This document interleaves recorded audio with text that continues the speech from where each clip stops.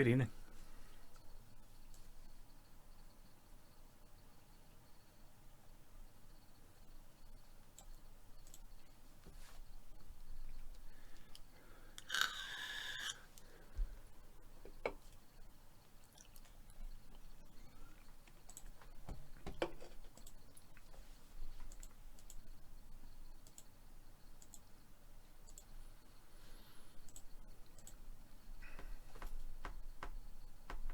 The Creamy Donkey says, evening all, first time chat. Welcome. Have you watched the stream before, Donkey? It's a very polite entrance. I appreciate it.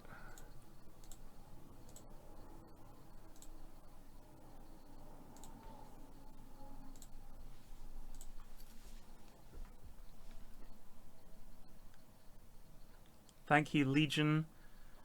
Legion Doniance. Legend on Eance. Legend on Eance. Legendonians. Legendon. Thank you.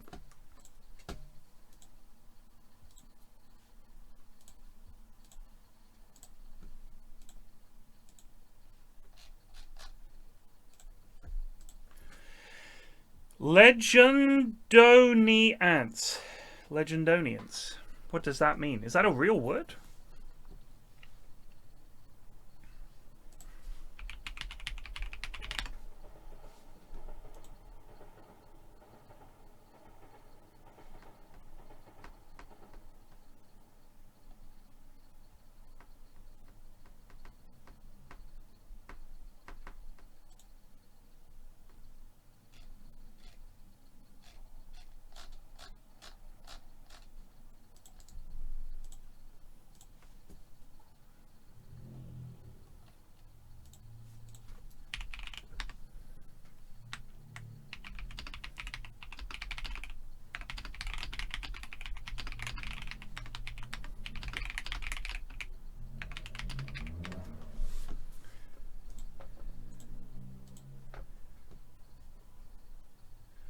I see.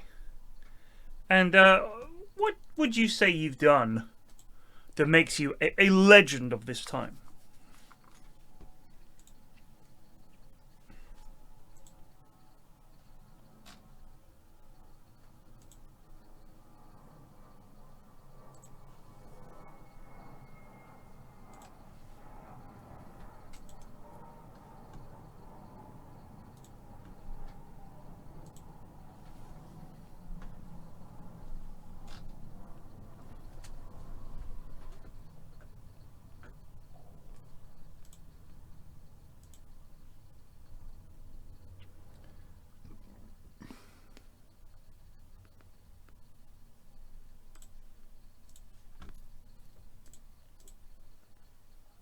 You saved lives as a nurse. Well, I mean, I guess.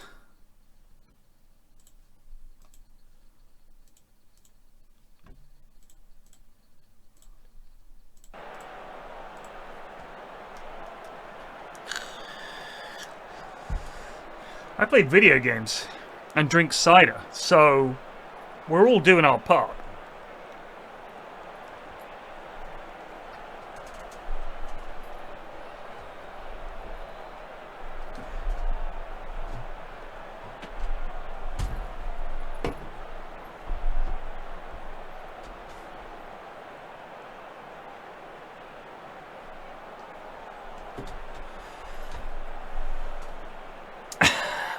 Fuck off, Ollie Mist. You demand humble medical professionals.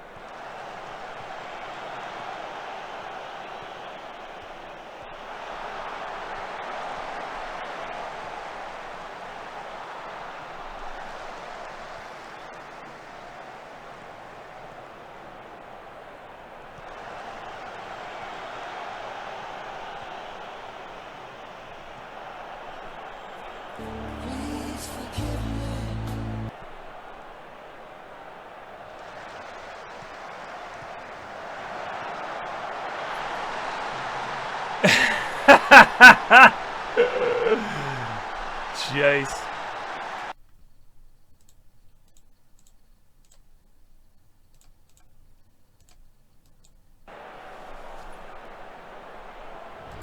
Excuse me, sir, but it's time to goose. Legendonian se just resubbed for months. Thank you.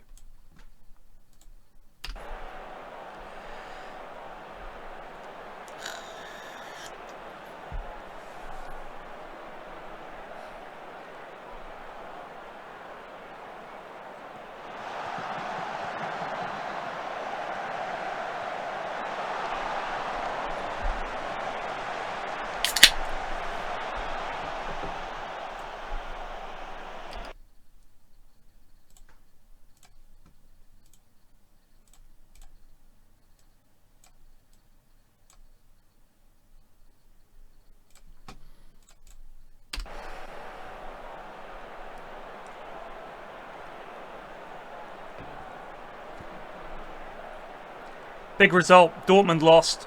We won. Fantastic.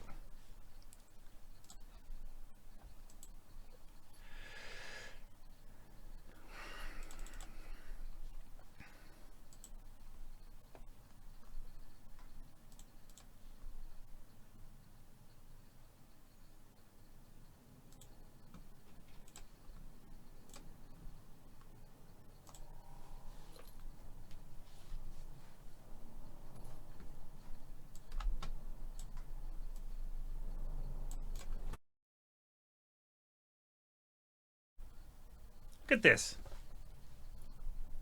This dude is like the most bog standard average dude, right? He's got the sideburns like he's in 1997.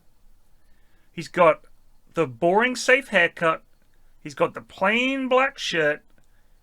And he's out on a date with this honey. Lads, I'm going to be honest with you. I think that there's been this ongoing attempt for men to have a bit of a glow up and a bit of a moment. I'll be real with you. It turns out, if we don't try at all, we're still going to find women somehow. You can be this guy.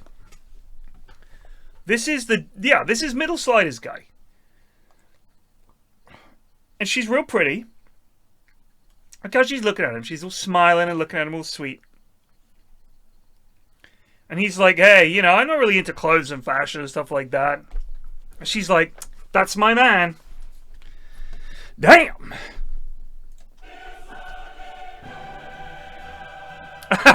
Could be his sister. Could be his sister. Sisters don't look at brothers like that. Come on.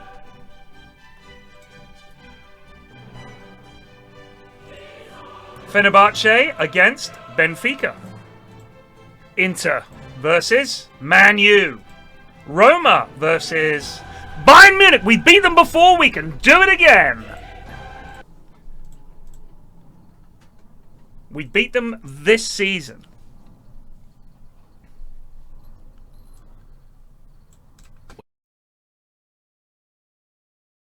I hate that. That is why restaurants fail.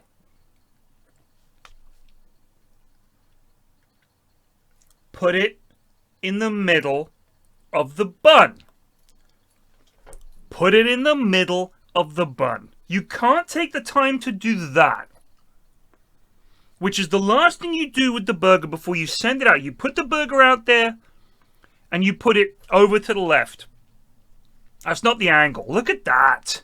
The angle. Redless. Look at... This is clearly practically over the edge of the bun. And this is clearly too bad.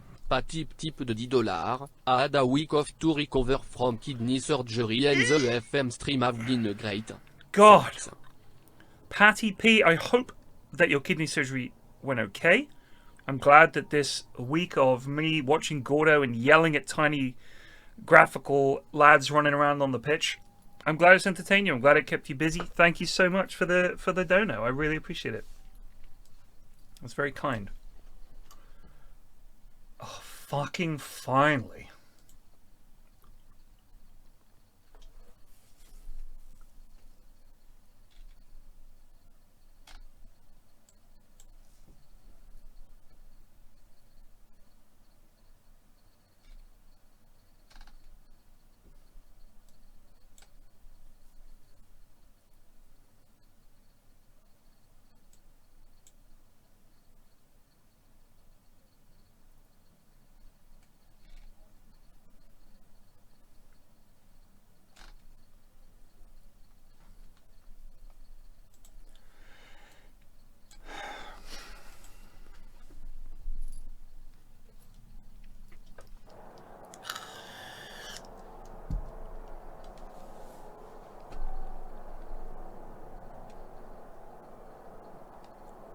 That's Vietnamese. I don't speak Vietnamese. I'm sorry. Apart from one phrase.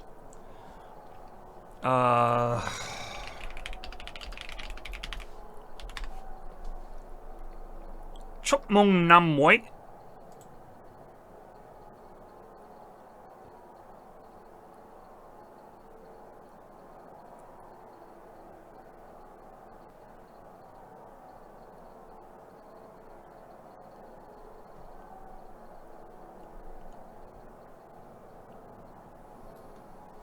Alright, Antichrist. Let's chill.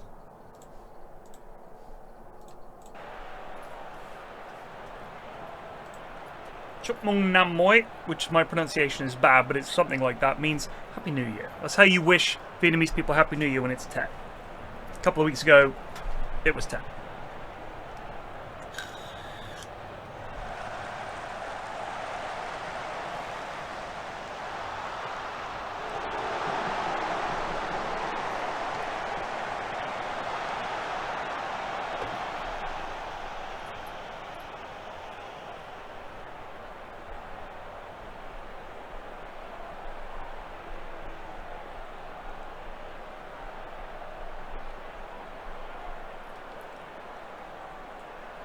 Oh, really, Elbreeze? I appreciate that.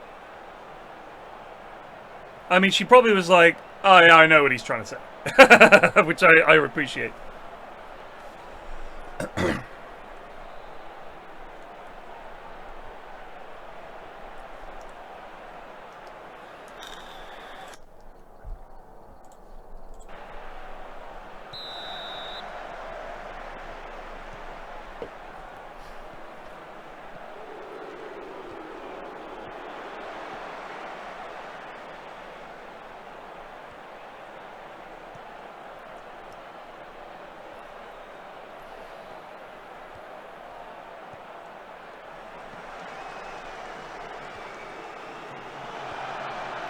Oh! By the way, anyone watch the Carabao Cup final? It was a good final. I really enjoyed it.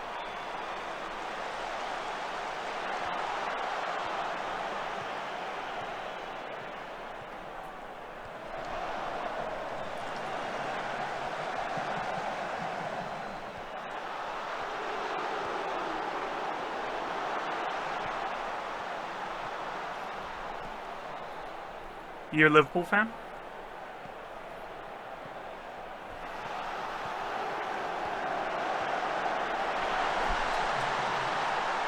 Ah! So, the last one that you guys won was 1976. Which is when I was born. So, in my entire life, Newcastle haven't won anything.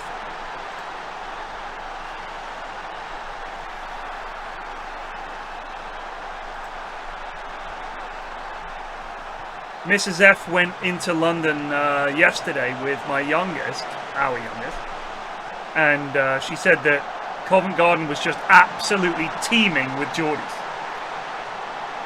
And I saw a news article today saying Toon Army descends on Covent Garden. I don't know why they were all there, but they were.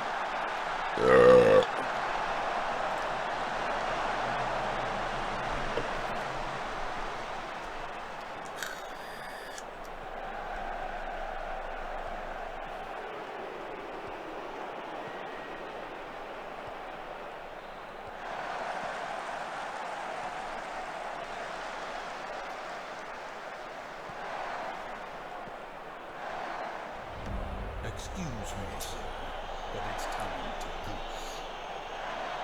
Nova-SP3 just resolved for 3 months, making all the managers jealous. Thank you.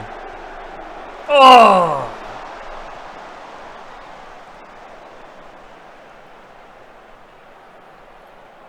I mean, if you look at the positions of teams in the league, it's quite often that the amount of money they spend translates almost directly into where they finish in the league. Bob is from Sunderland, yeah.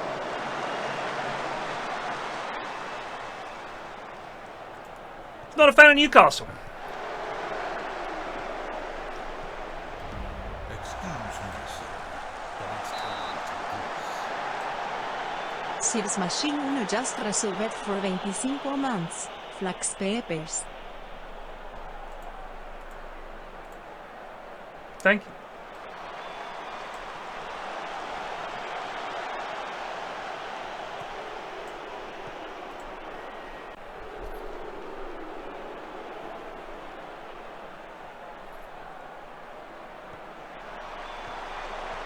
Offside, referee, surely.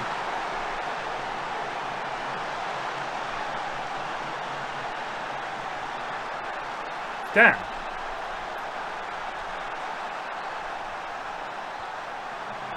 No, not even close.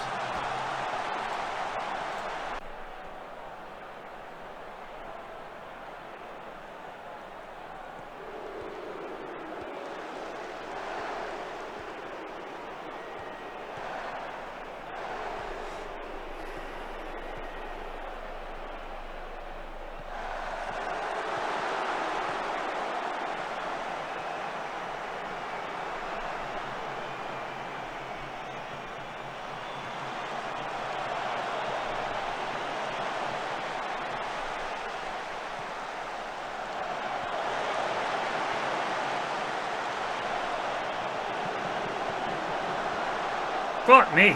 Great double save. Rev!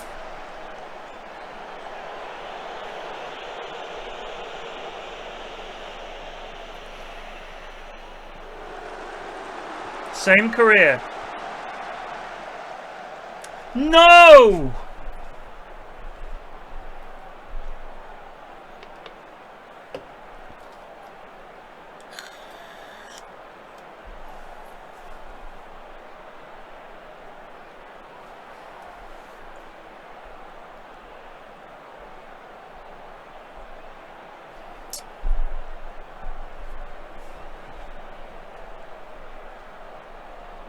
Come on, save this.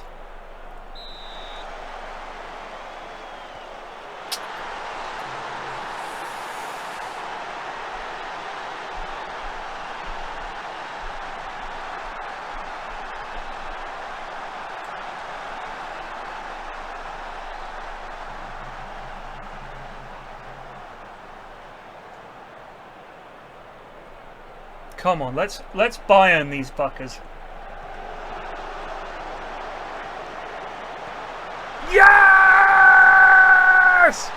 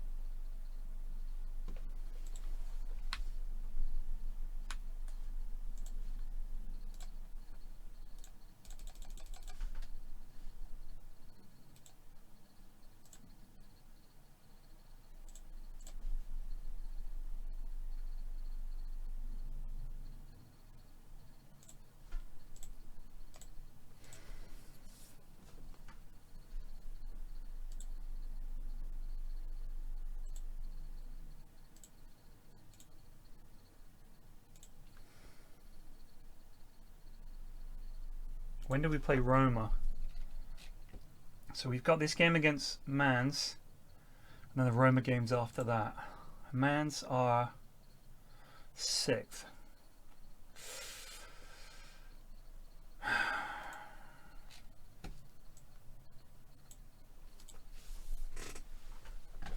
Classic Geordie. I'm not used to getting salt water in my eyes, apart from cum.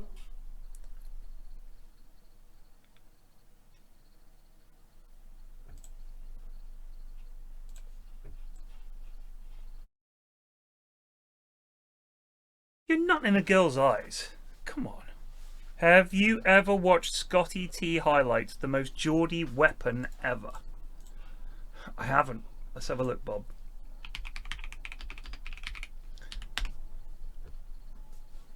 this lad.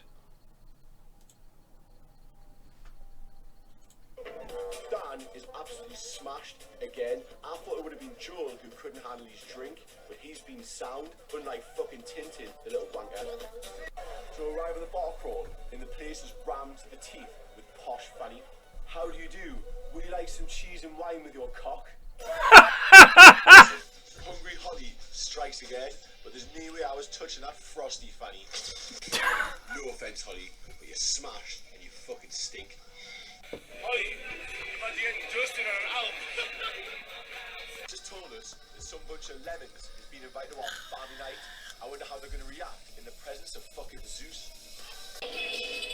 We're driving round in little yellow fucking noddy cars, and I can hardly fit in it. It's like a giraffe trying to get in a fucking budgie cage. Customers raved about the food. I guarantee that lad somehow hoovers up the vagine regardless. Hold on.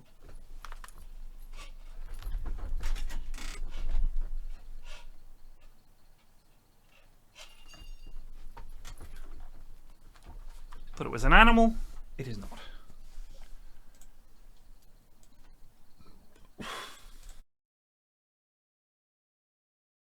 Five months.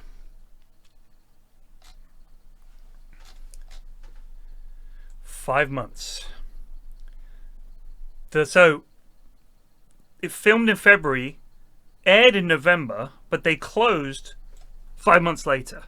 The debts were too much. Yelp reviews mostly negative. In its place now is Aladdin Jr. restaurant. They have good reviews. After Leela's, Ricky went on to become executive chef at The Corner Butcher Shop in Laverne. Then he worked for Silver Spoon Catering. He currently works at Hollywood Park Casino. So, they didn't make it. They didn't make it.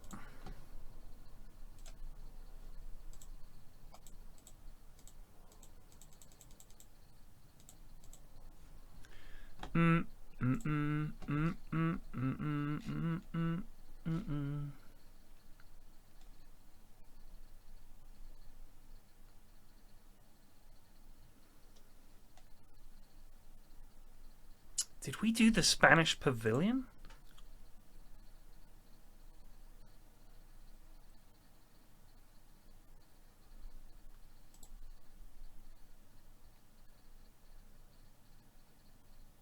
Oh my god. All right.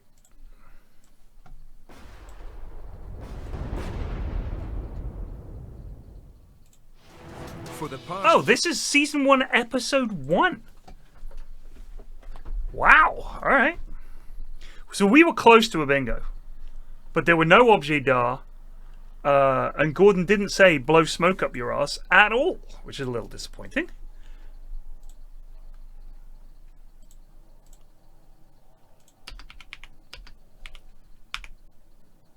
Red, I'm away for 5 days, starting tomorrow. I don't know if Grug can help. Grug may be busy, but I'm really hoping, because we're going to go to war with the Blebs, which is Harry's boys. And I'm like, pretty sure that we should build a big fucking castle and have a huge battle with the Blebs. But I need a castle when I return. Because they're already built, they're already working on theirs.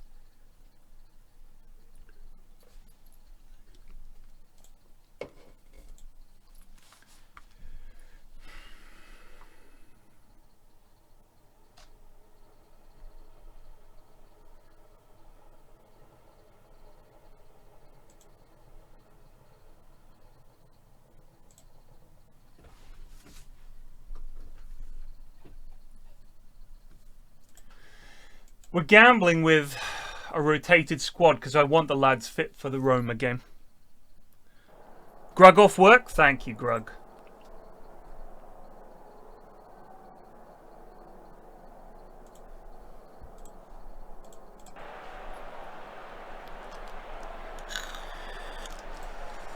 It's wood now, but it will be stone.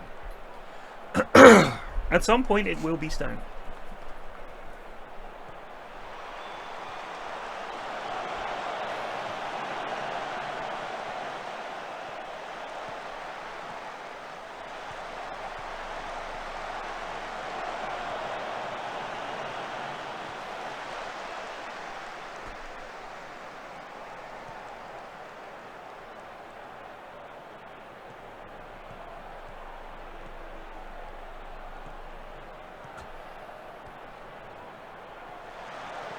Oh!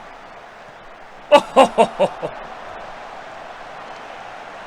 If you are a subscriber, you go into the Discord and say in the Rust channel, how do I get in there? Or look at the pinned messages or whatever. You can get in and just build a castle. Build a fucking castle.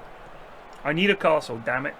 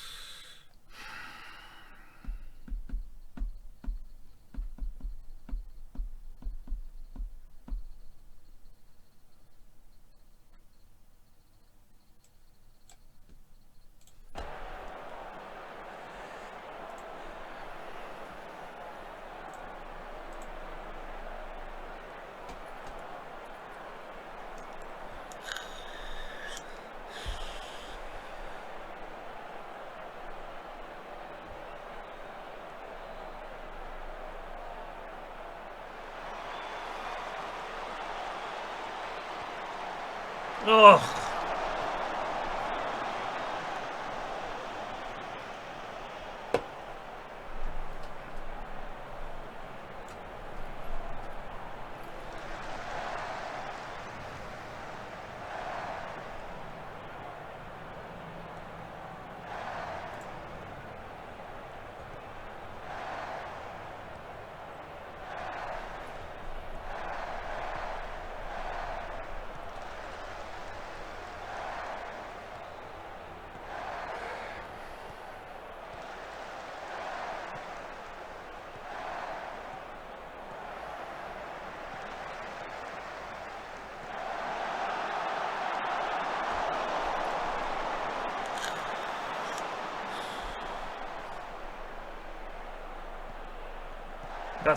That's terrible, Gilmore.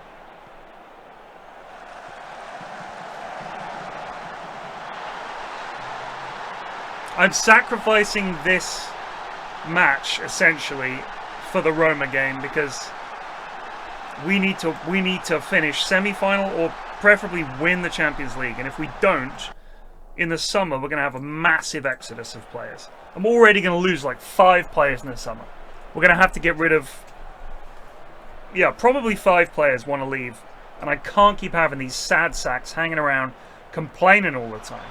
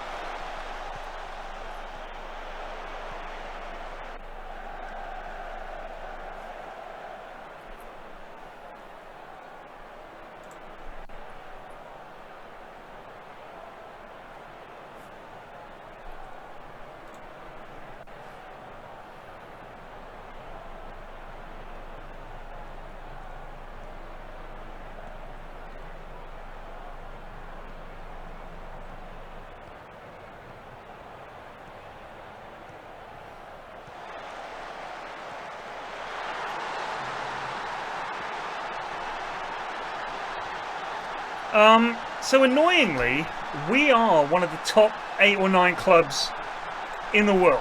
Certainly in Europe, so let's say in the world. But the Bundesliga is thought of as kind of a... It goes Premier League, La Liga, Serie A, Bundesliga. Despite the fact that it's ranked 4.5 stars, which means that there's some other league that's 5 stars that doesn't exist yet, or who knows? I think it might be that the Champions League is the highest rated competition in the world, and the Premier League is like just below it or something. Because the thing is, the Champions League has been won by quite a few Premier League clubs lately. And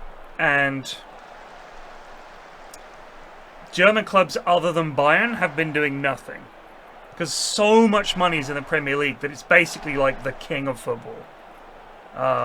Which is a shame, because you want a bit of competition, but it also means that I really, really, really want to get a job in the Premier League. So, however we do this season, probably going to fuck off to the Premier League if I can get a job there. With anyone.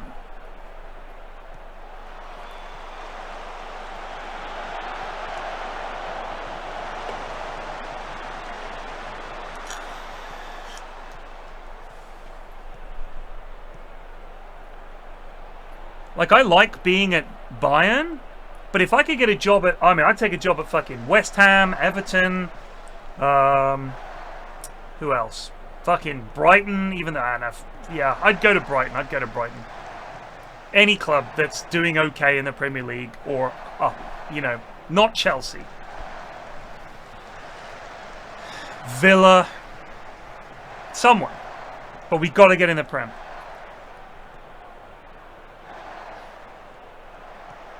Newcastle would be the dream, because it would really annoy Bob.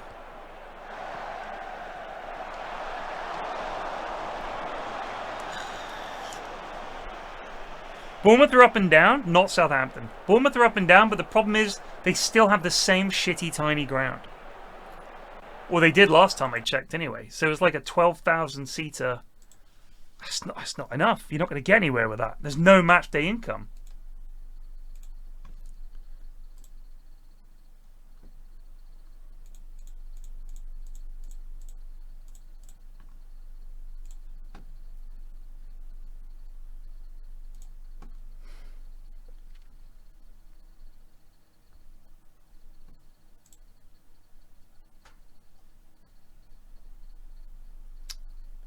Dortmund could only draw. Excellent. We maintain our 7-point lead.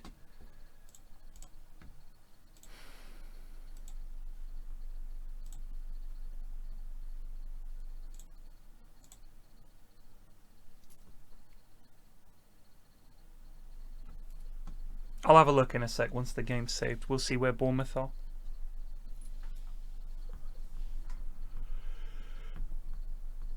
I would honestly even take, like... Jeez, I don't know. I would be pretty open to most teams.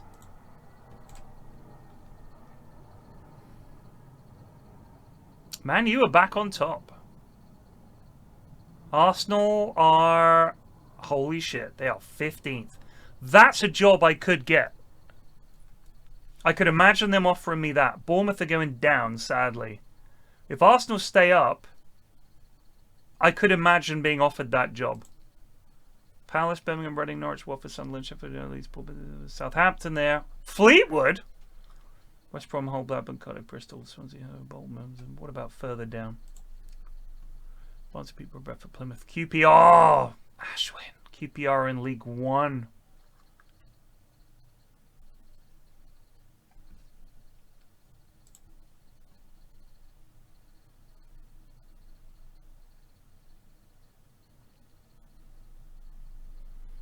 I see Notts County have really progressed without me. That's really something. So I left. They finished second the next season. Then they were in League One. Then back down to League Two. Then they were in the fucking Vanarama for a season. And now they're back and they're in 21st. Surely none of the players that I signed are still there.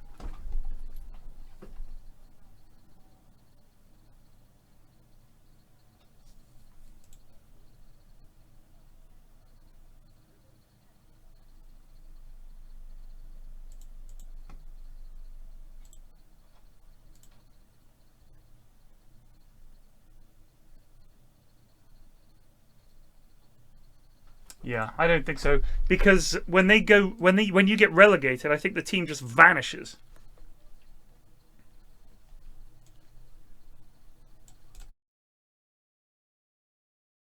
You hug it out, bitch.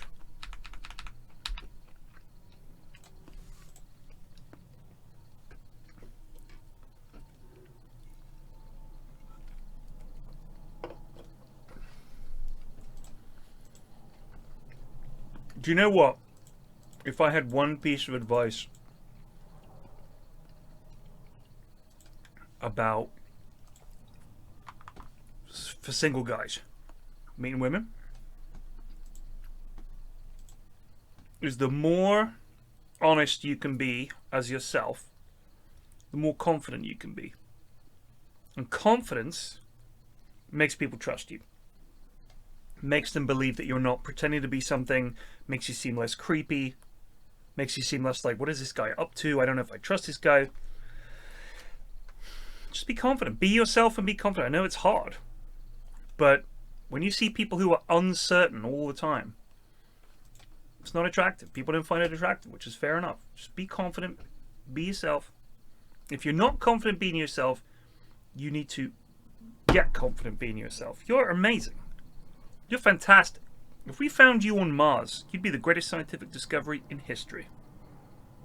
Just bear that in mind. Just because there's a lot of people on that doesn't mean you're not amazing. And just fucking chat to people and be a laugh and be yourself. Because guess what? You're not going to be able to not be yourself for very long. And if you're trying to be someone else, people are going to figure that out. You've met people who you think, I don't know what it is with this guy. 1 minute he's this, 1 minute he's that. Just be yourself. Be upfront and honest. Don't fucking talk too much. Don't be texting every 5 seconds. Just calm down and be yourself.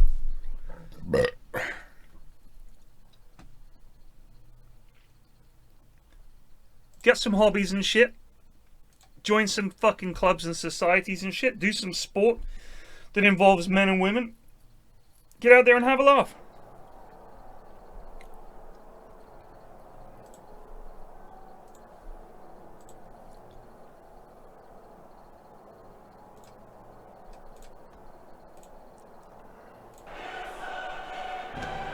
Please, lads. We need this. Like, we really need this.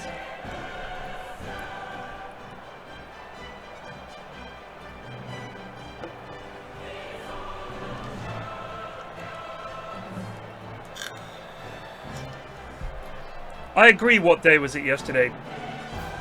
Imagine if you were... Like, I guess if you think of it a bit like sales, if you walked into a shop... Or let me put it this way. If you look at a restaurant and there's no one there, no one inside, and the owner is standing in the doorway with his arms folded, and when you come up, he goes, did you want something to eat? You want to come in? You're going to go, no, thanks, I'll eat somewhere else.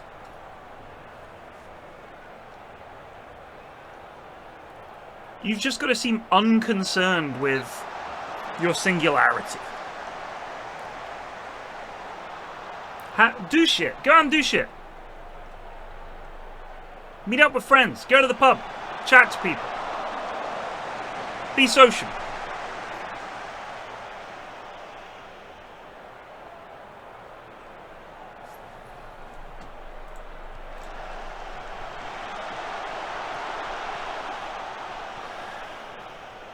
We beat this lot 2-0 at our place earlier this season. It'd be good to get like a 1-0 here or a 1-1.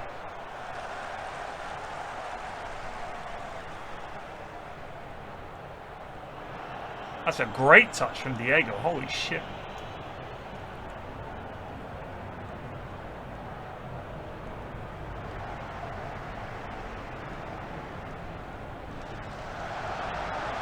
Alright, if that stands, that's a fucking great goal.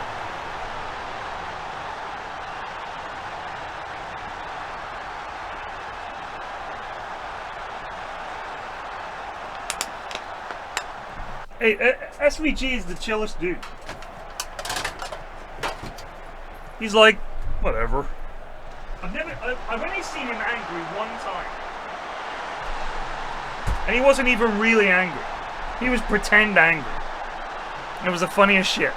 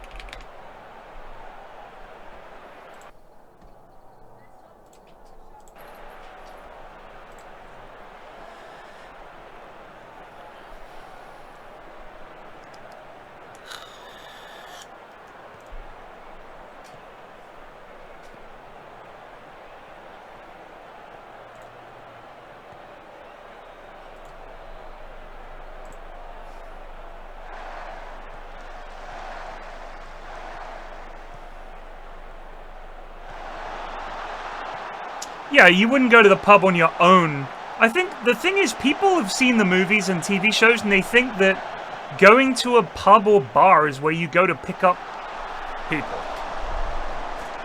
That you're just gonna walk up and charm or fucking riz some girl at the bar. She's gonna be like, ah, and then you've got a girlfriend.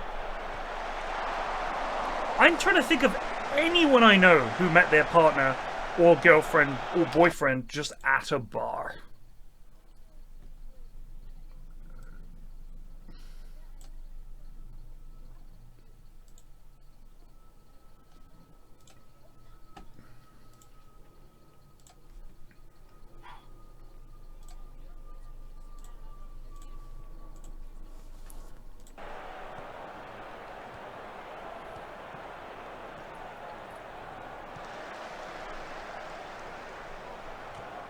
Like, people think, where can I go where there are other people? But you can't go to a pub to meet people, really. You need to do something together where you can hang out, spend some time together. This is why parties are so good. If you can go to house parties, this is my advice for anybody. Parties. Weddings. Parties. Anything where people are essentially meeting up and in a place for some time. You get the chance to chat to people. You've got a common, oh, this is my friend Steven. Oh, I'm the cousin. You know, that kind of shit. I know them from work. We've known each other for years. Chatting, a group setting where you're there for a reason, not just some guy at the bar talking, because how can you trust that? How can women trust that? It's easy for blokes to think you'd go home. It's easy for men to pretty much go home with anyone. You might have a bad experience, but you're unlikely to get fucking killed.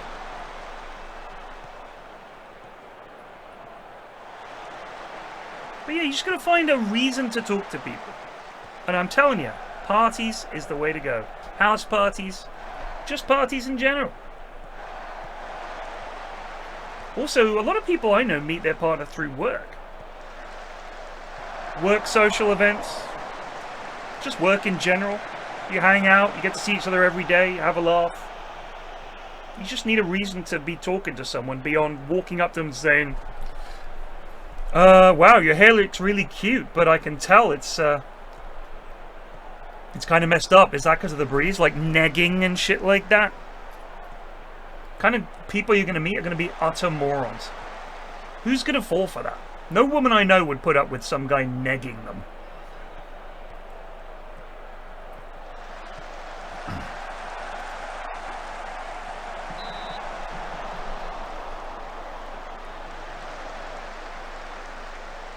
Cool Christian dads, exactly. I met my wife at prayer group.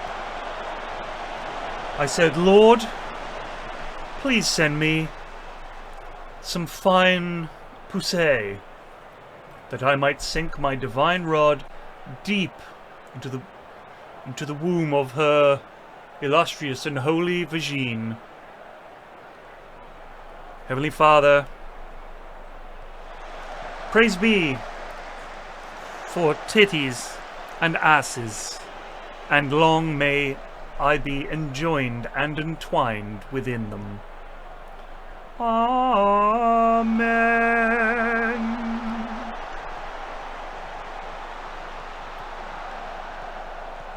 Oh, Templeman, you mad bollocks.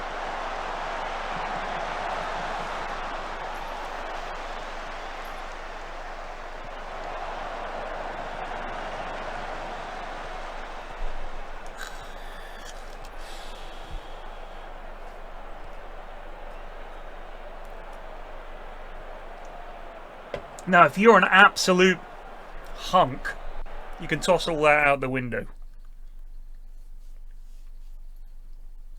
I've been out to the pub, to clubs, to parties with mates of mine who were like genuinely really good looking, charming, just knockout dudes. And they don't have to do shit. They don't have to do shit. They could just chill. They're just there at the party chatting, and they're like a magnet. That's why people call them a babe magnet. Like, the women just accumulate around them, and they're all trying to get the dude's attention. Because And people get jealous of that and they're upset. Like I've been saying, have you seen men? On the rare occasions that women find one who's like good looking and well turned out and chill and not, you don't even need to be that charming. The easiest way to be cool is just to say not much, look good and just smile and nod and go, and yeah, that's right. This guy's so good. Oh my god, he's such a fucking hunk. Easy. Easy. But did you earn it? No. Not the Village, is it? The fuck? That's Queens, I think.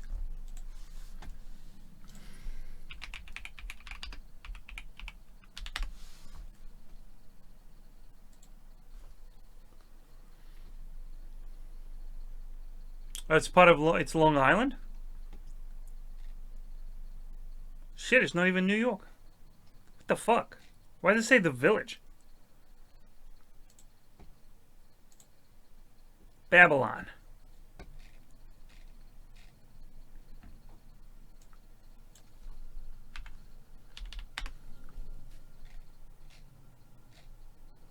It's fucking Long Island.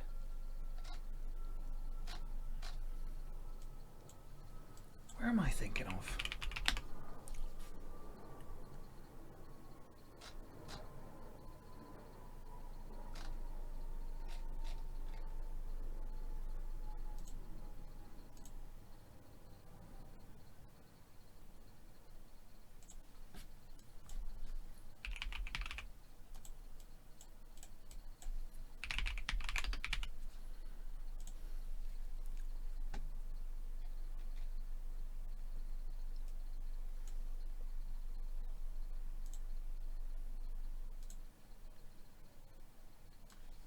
This is where I grew up, Jackson Heights.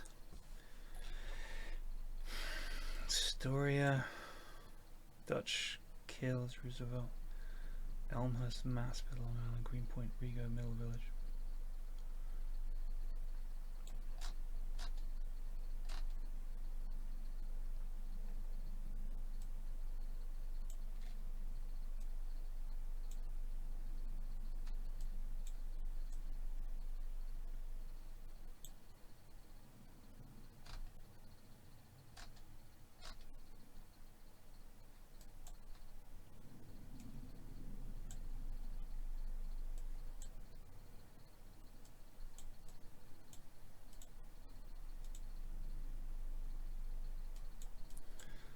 This is where I grew up. This was a Jewish school when I was a kid. My house was 3436. That was my house as a kid. Right there. And we had 2 floors and there were some teenage girls or young girls at least that rented the top place. They were like students or something. And this driveway runs around the back. You can see that garage there. So along the back of all those houses, there's a garage that runs along and comes out here. So when I was a kid, I would go out the back. It was a Hebrew school, exactly. I would come out, when I came out the back of my house, I could walk along in this driveway, no cars. Like, the only people that would drive there were, like, you know, people we knew. And they'd be careful because there were kids around and stuff. And I would go along the backs of all these houses and knew everybody. I knew everybody. And I would just go up and talk to people. I'd go up. That's why I've never been, like, shy about chatting to people. One-to-one. Groups, I was terrified. But talking to people, I would just go up and talk to anybody, no problem. Because that was what I did when I was a kid. Because that's how you get cookies. You go up and you knock on the door. Hi, Mrs. Galati. Edward, how are you doing? I'm doing great, Mrs. Galati. Can I come in? Yeah, of course. And she's cooking in the kitchen, this old Italian grandma. And I'd be chatting to her and I'd be going like, boy, am I hungry. Whew. I've been riding my bicycle up and down, Mrs. Galati. Boy, am I hungry. I am so hungry. And she'd be going, oh, are you hungry? And she's cooking. She'd be like, oh. And I'd be like, oh, I'm so, do you know what it is? Hungry work, riding that bicycle. Hungry work. She'd be like, do you need a cookie, Edward? And I'd be like, yes, you know what, Mrs. Galati, that would be perfect. I was like 7. So Bill and Steve lived here.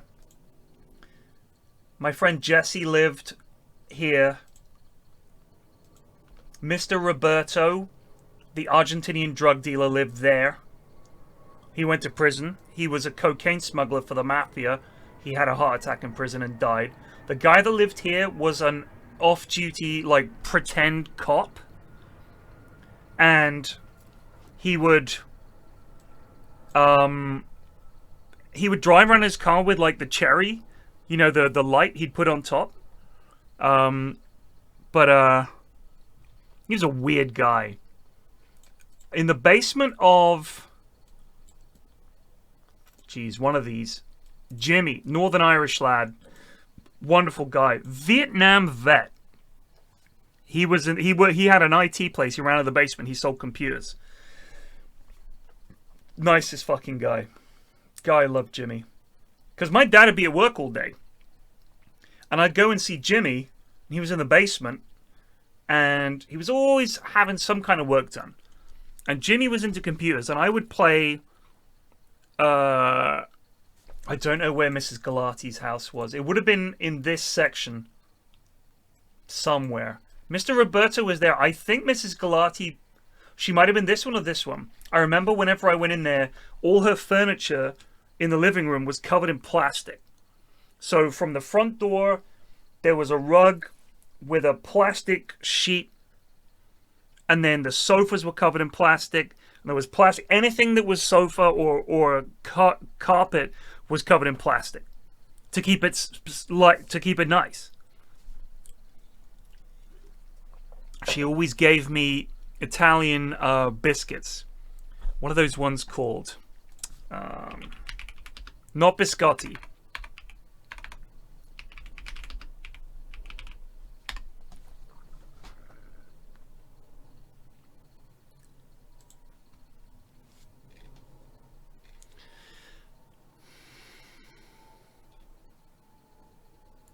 I can't remember. Amaretti. And a whole bunch, just all kinds. She always had Italian biscuits. She was lovely. She was just lovely, lovely old lady. A lot of New Yorkers, certainly when I was living there, they loved kids. They were very sweet to kids. New York. Fuck Boston, dude. New York. So this was... My friend Paula lived here. Her dad was crazy. This was the Koreans. The Koreans family lived there. They didn't speak a word of English. We just called them the Koreans. And there was me. And our next door neighbors, Mike and Dick, gay couple. They were the nicest people. We didn't have all this shit on our windows. Bars. Didn't have it. It's really sad looking around here now. I went back there about just over 13 years ago. 13 years and 4 or 5 months. 13 years and 5 months. So 12 years, 8 months. Went back here. And I was walking. I went down the back of the driveway. And I was walking along past this house. And the daughter of Mr. Roberto, she came out. She heard the English accent. She came out and she said, "Edward? Or Teddy?" I couldn't believe it. I hadn't seen her in nearly 40 years. She recognized me like that. How wild is that? She's still living there. Her mother was still living there. Amazing. But yeah. And then my friend Alex Bartosz, Russian lad. His family was crazy. He lived in that apartment there. Man. And then my friends Matthew and Ari lived... It was down here past the playground. My friend Brian Wong lived in, I think... It could have been this building. One of these big apartment buildings.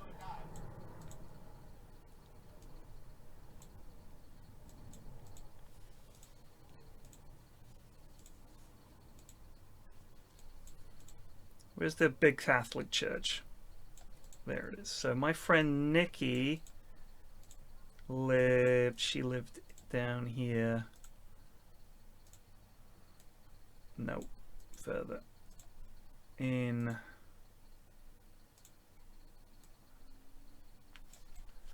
This building? There's like a quadrant in the middle that's like a park. I think that was her building. There was a pizza place right here.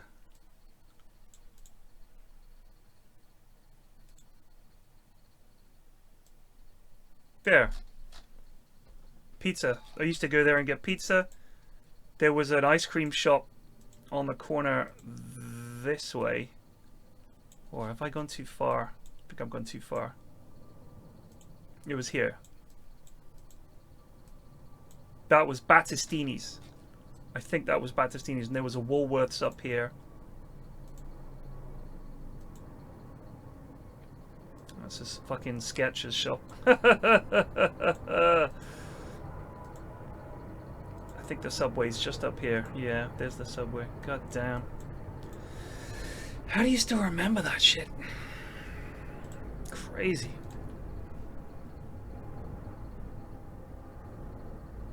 Thank you, Jive Turkey.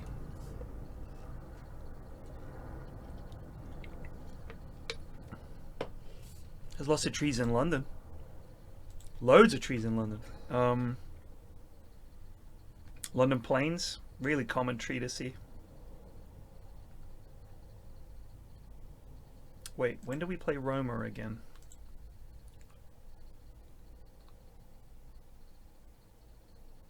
Where's Hertha? Mid-table. TSG Hoffenheim. How did they do? Borussia Dortmund lost.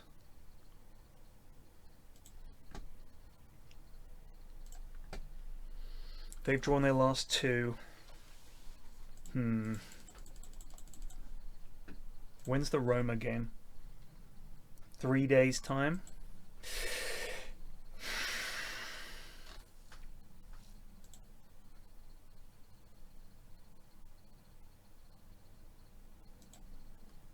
Tempelman, Said, Pafundi, Tres, Arsov, Leonardo, Zaffa, Perez, Sots, Corti, Ernst.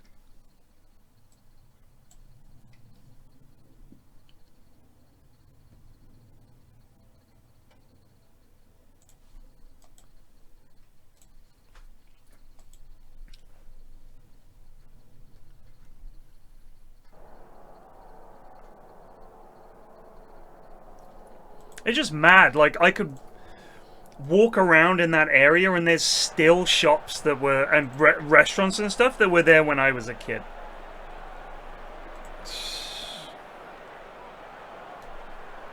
Crazy. Kind of makes you feel like you haven't done anything. Do you know what I mean? It's like 40 years later, that pizza place is still there. Different owners, of course, but it's like crazy.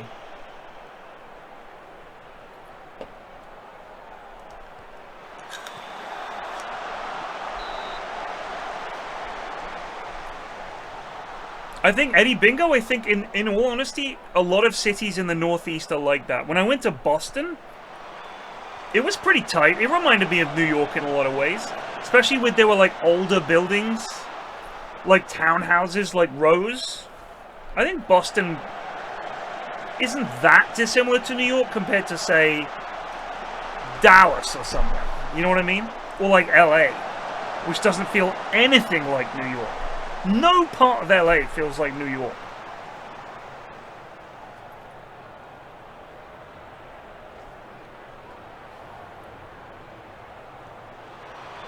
And not just because of the hills and shit.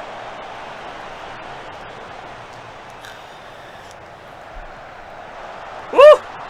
Tomato sauce stains out of Tupperware. Why do you want it?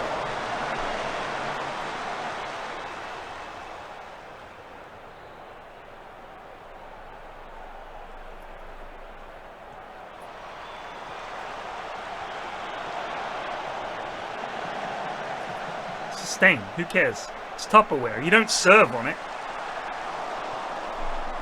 You could try soaking it, but who cares? Just leave it. It's just a stain.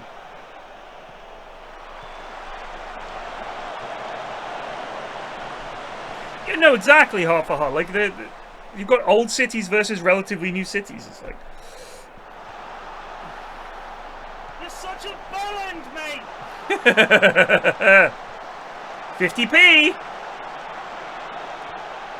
Oh no.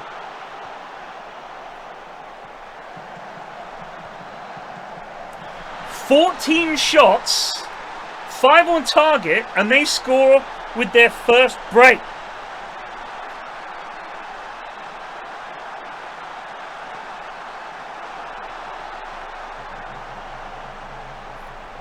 Vinegar ain't gonna work, dude. It's plastic. It's just stained.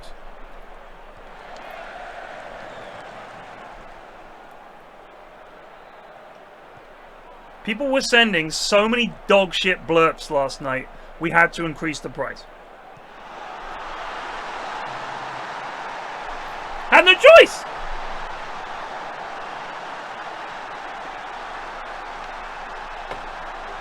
Tomatoes. Is the stain is tomatoes.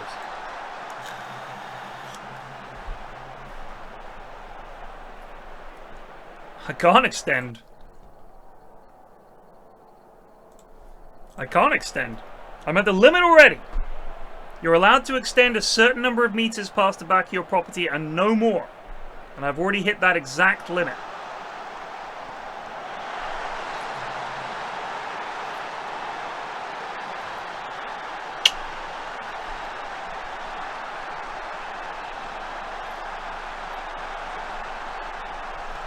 Glass Tupperware? That ain't Tupperware.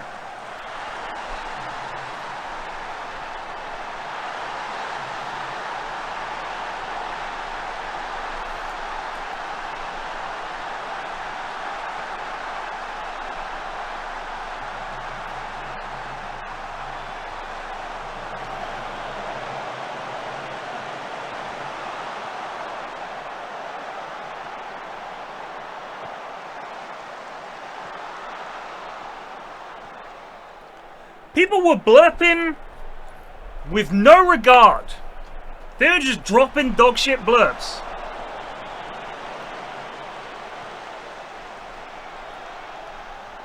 Can't build up higher than the eaves of the house. So where the top of my roof is, you can't build above it. So I can't build up. That's why there are so many basements in rich houses in London. People have been building basements because they can't build up and they can't build out, so they build down. You do need planning permission, but it's not as difficult because no one can see it.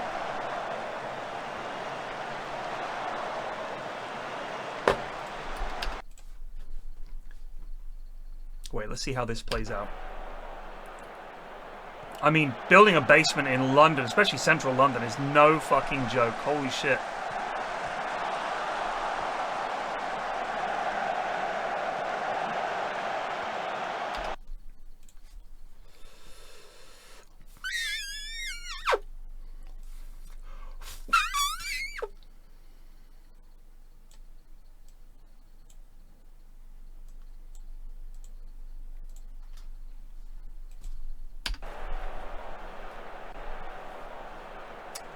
I think it was Big Jace, actually.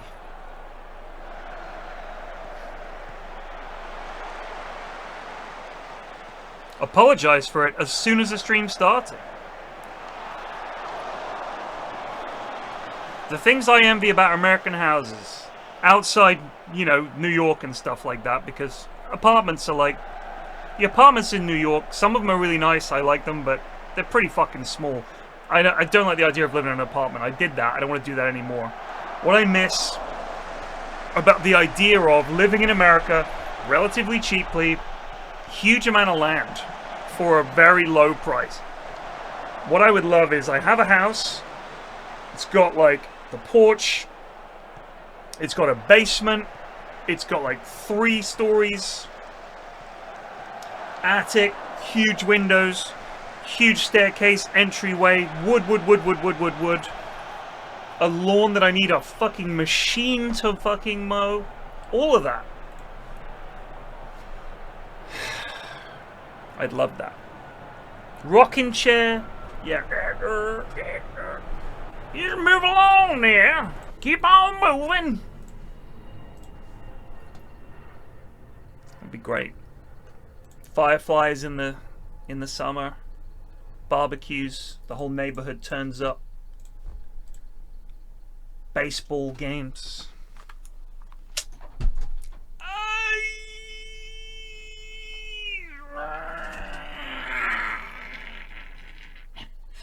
Ow. I hit my heel on my chair. I'll be back.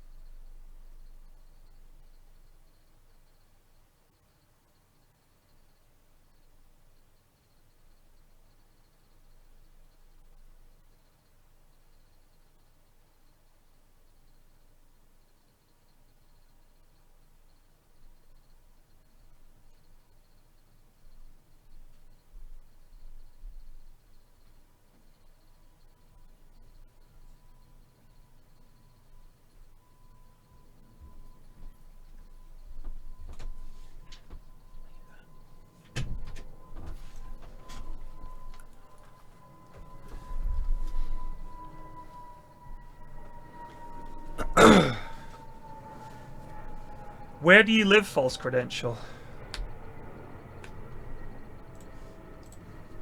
Do you know what? Where I live, we had a street party. A lot of places in Twickenham, a lot of places in London actually. If it's a slightly quieter road, you have a street party. So we had one. We've had one a few times. We've had probably 5 or 6 over the years that I've been here. And I'm telling you, that is the absolute best way to get to know your neighbors, to break down that barrier of not saying hello to each other. I say hello to everyone on my road. And I know a bunch of them. I've known some of them I've known some of them since they were little kids. And we've got a WhatsApp group. We all communicate. We help each other out. Does anyone have any spare sugar? I've run out and I'm trying to bake. Bam. Does anyone have any spare eggs? Someone will be like, I've got a mirror to give away. Post a picture on the WhatsApp group. Would love a mirror. My daughter needs one for university. Perfect. It's great. I mean, I absolutely love having that sense of community and neighborhoods. I'd say our immediate neighbors previously, when we, like our old next door neighbors, we were close with them. Like, they were great. They'd have house parties. We'd go there. My kids knew their kids. We'd walk the kids to school together. We'd walk the kids to playgroup together. Like, we'd help each other out. Can you look after the kids from here? Like, that kind of stuff. It was great. Then they moved away. The new neighbors, we get on with them, absolutely. I mean, you know, we'll help each other out and stuff like that, but we're not like close. The neighbors over the road, I've known their kids since they were babies, and every single time I come out the front door and they're two girls, they've got twin girls. Every time their twin girls are there, they'll wave and come and they'll have something to tell me. And I'll go over and chat to them. And they set up a nail bar in their front garden. And my youngest, who's like, she's very tall. My youngest is almost, I think she's almost the same height as Mrs. F. It wouldn't surprise me. I mean, she's 13. It wouldn't surprise me if she was my height or higher eventually. She's just shot up. She was so sweet. She let the little girls, and they're like 6, 7, paint her nails. And she was like just there being really sweet and just laughing. Because when kids are young, they hate other kids. But when they get a little older, they can find the same humor in young kids that adults find in young kids, which is that they're just kind of charming and sweet. Not babies. Kids hate babies, which is fair enough. But in younger kids, they get it, you know? So I know those girls. Like, I've known them for years. They're just so fucking sweet. And hilarious. Absolutely hilarious. After they painted her nails, one of them said, wait, we need to do the reviews. She ran in and got an iPad, took pictures of my daughter's nails, and then asked her to give her a review. She had to, like, give her a review. I was like, this is so fucking great. Some of the lads in my road, I've known them since they were little kids. Now they're, like, working men with jobs and cars and shit like that. And they're like, you were always like this big guy that lived in the road. And now you're just like, you know, a bloke we talk to. And I was like, yeah. I said, I was never a big guy. Like, both of these lads are much bigger than me. But when they were little kids, to them, I was like this big grown-up. He'd say, hello. Do you know what I mean? I'm nearly 50. I mean, I've lived here for 20 years. So I've seen families grow up and people come and go, but the people that have been here the whole time I've been here, it's wild. That is what I like. That's why I don't like the whole rental thing. That's the for me the biggest problem with it, is that it destroys community, because people are coming and going so much. There's no time to get to know them, because why bother? We'll be gone in a year. That's why having community is so important, because we all look out for each other. Someone broke my wing mirror. Did anyone see? I'll check my Ring doorbell. Yeah, it was this car. Bam, go to the insurance, job done. It's like little things, but it does matter.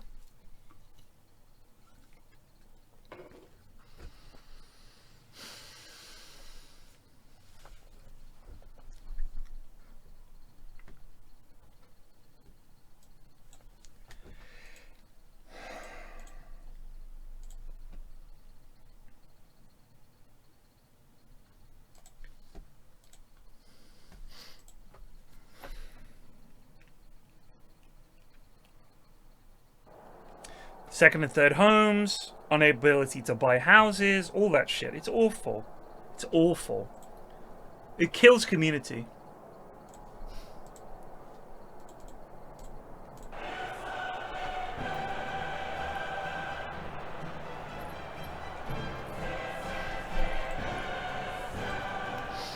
Come on, lads.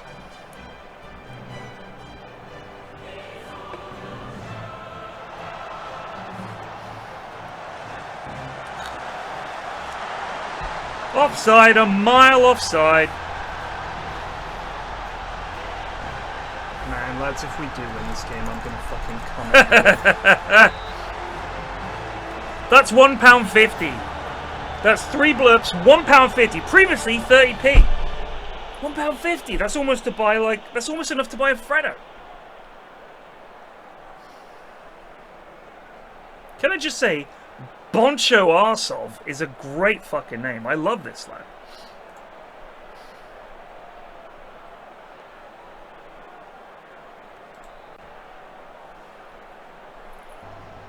Morning. How much is this? 149, sir. I've got 50p. Fuck you, bastard.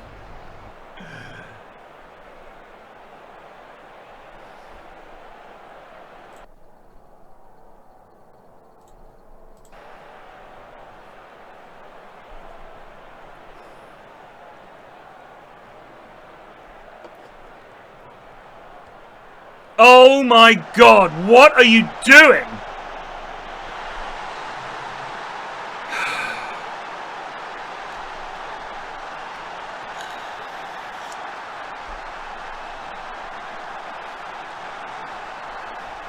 We could make it 20p. We could make it 20p. I'm happy to do that.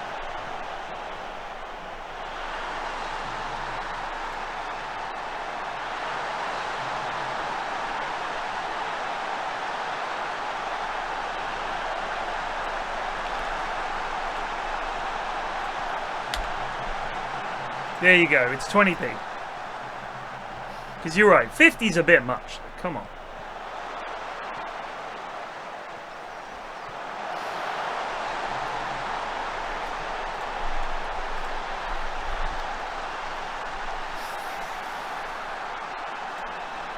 The fuck are the lads doing?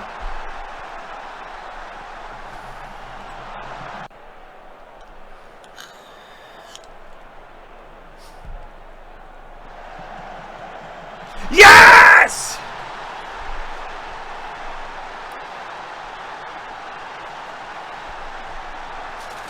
Mashallah! El Said with the goal.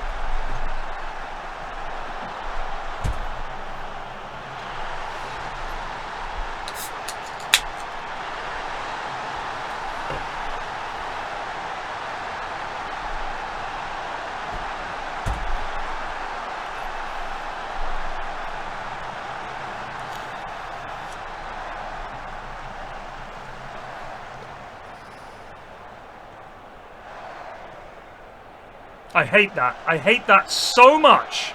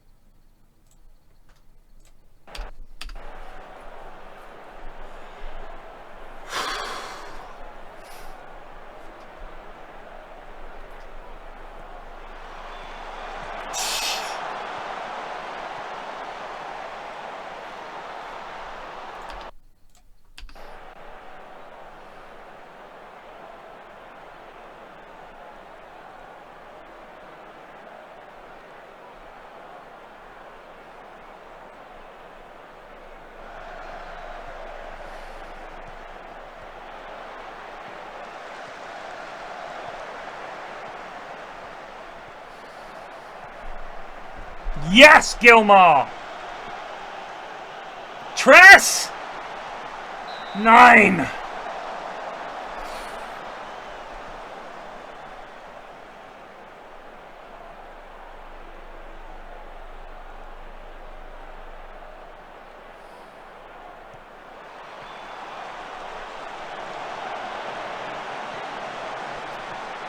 Nine!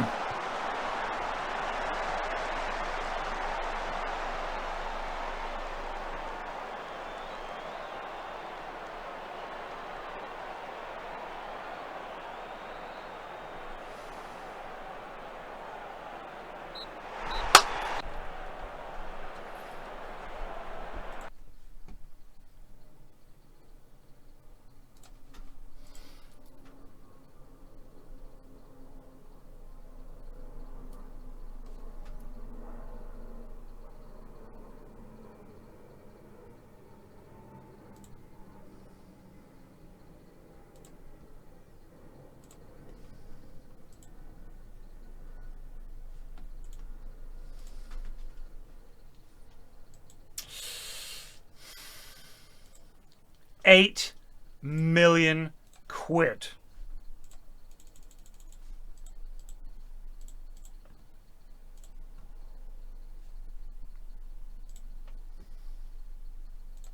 God bless the Champions League. So much money.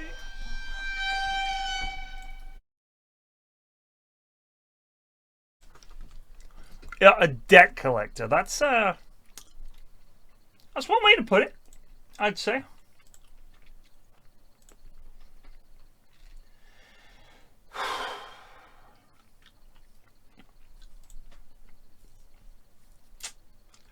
Kind of need a dub here.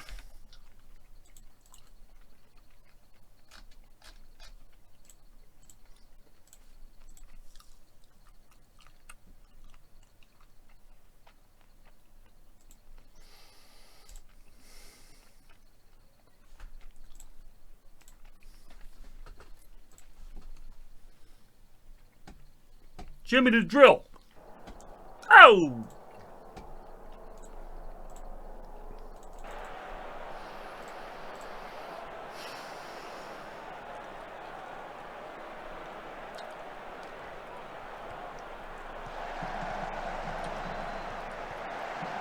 Oh! 21st goal of the season.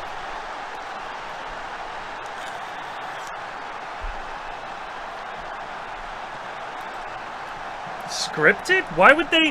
What, they found a guy to come round and threaten Peter? First of all, no production would do that because if someone does get hit, you're liable. You can't get insurance to approach a giant man and threaten him and hope that the actor or whoever that you've asked to do this doesn't get clocked. There's no way, dude. TV productions are surprisingly careful with the shit they do. You need insurance or you will get sued and your fucking company gets shut down. You're open to a huge amount of suing.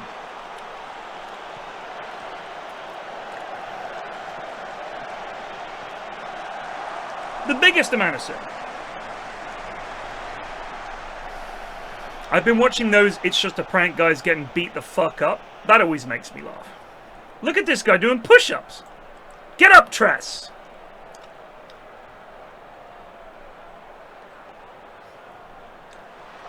Well, Rowdy Dog,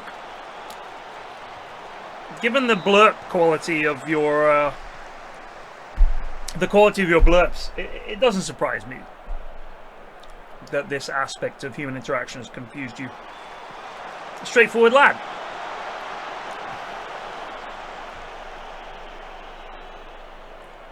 No, I do not mean good blurps. I mean generally blurps where I'm like, what the fuck is this? Just some noise that...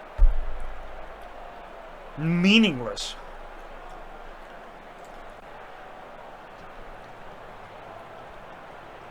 Someone going like... something like that. No! That kind of shit. Or someone going, ooh, you got nothing. No. What is that even? What is that?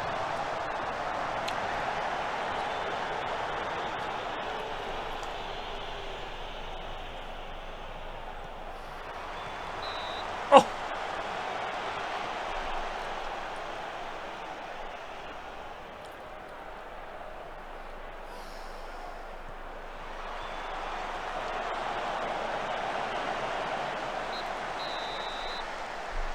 Plonker. Twat. That's fine.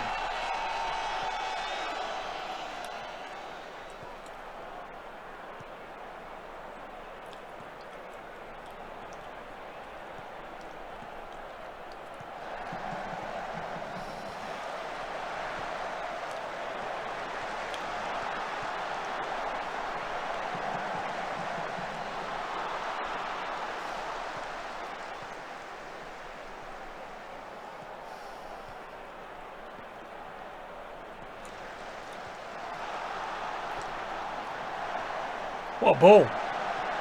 Oh!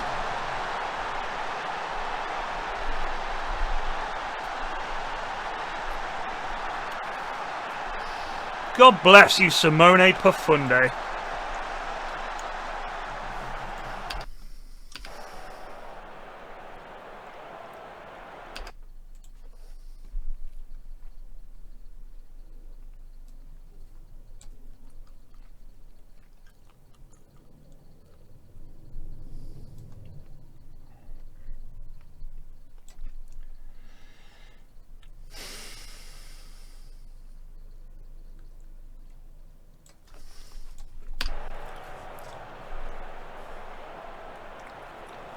People don't say plonker?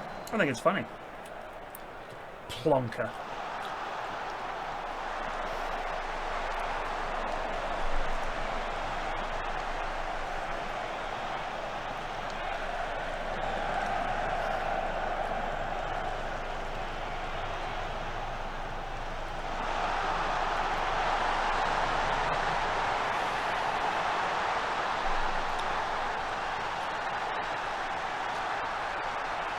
You had to look it up?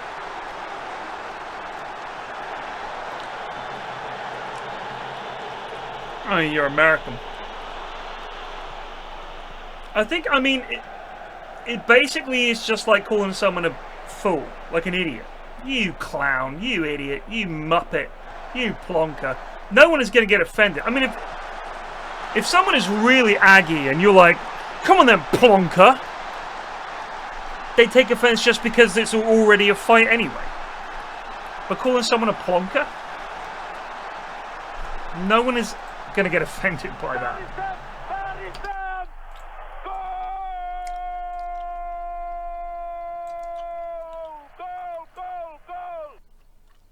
Exactly.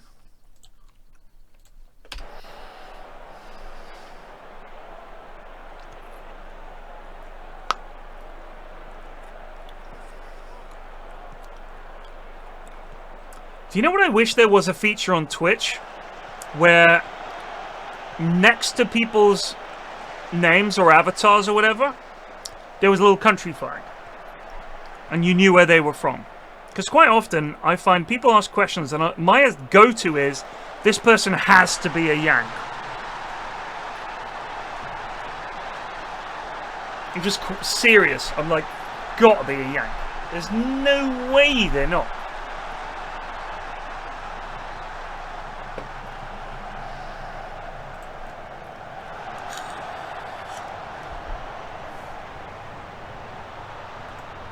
God, these guys suck. God bless them. Poor old Sam Powley.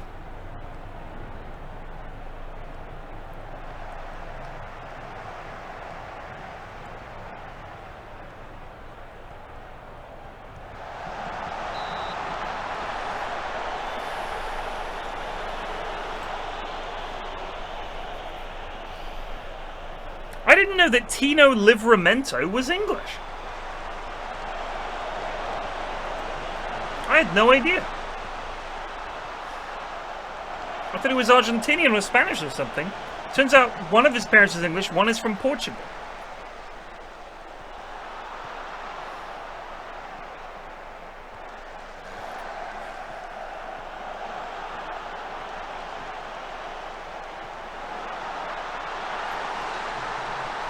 They have not had a single shot.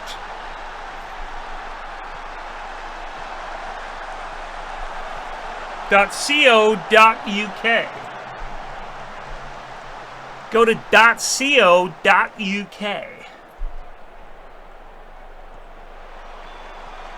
No. Yeah, Croydon. Because Mrs. F earlier, we were watching the cup final, she said, Livramento, where's he from? And I said, Argentina? Spain? And I was like, oh no, wait. He's from Croydon.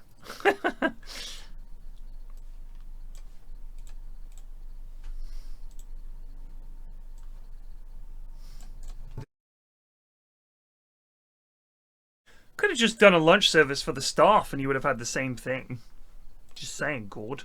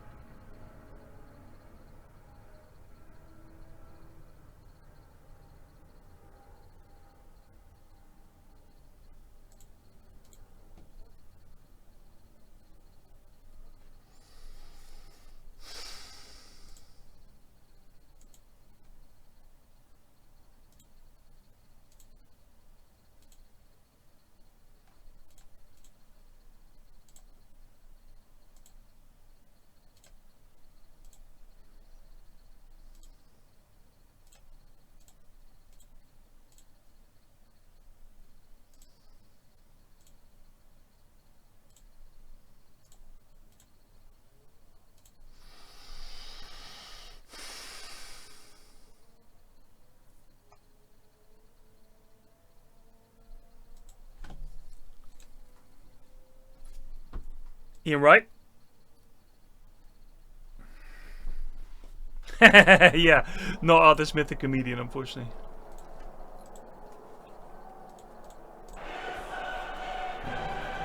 It's our season. We lose like 4-1 here or something. We're on for the domestic double.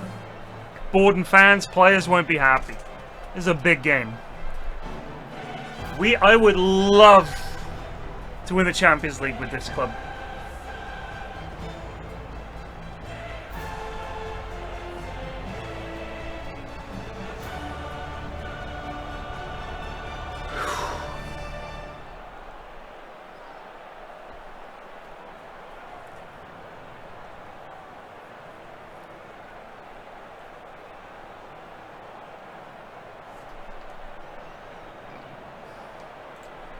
Tress has to come off.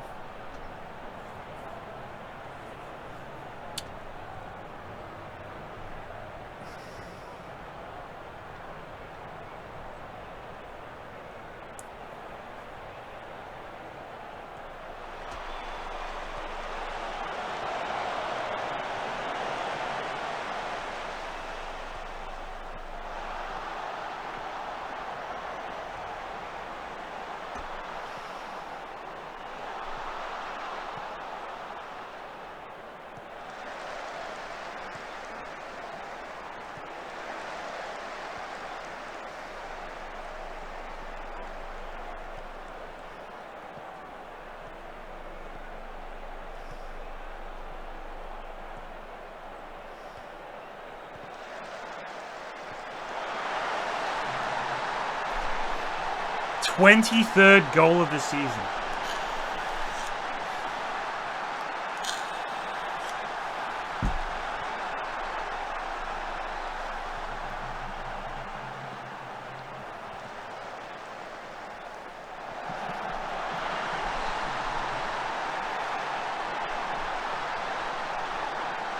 Yeah, dude, it's him. I'm telling you, it's him. He goes down the M3 to see his girlfriend. That's it.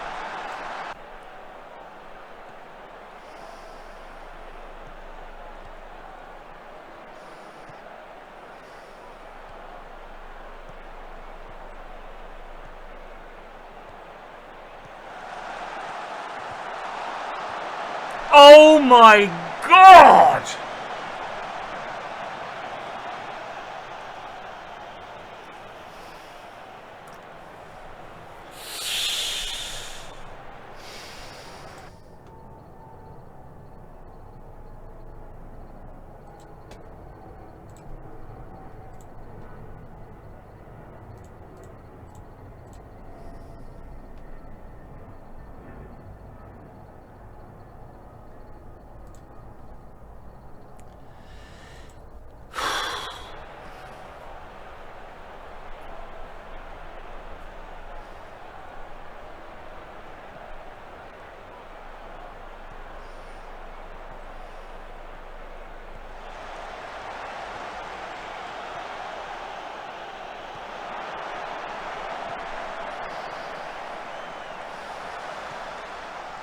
We should be 2-1 up.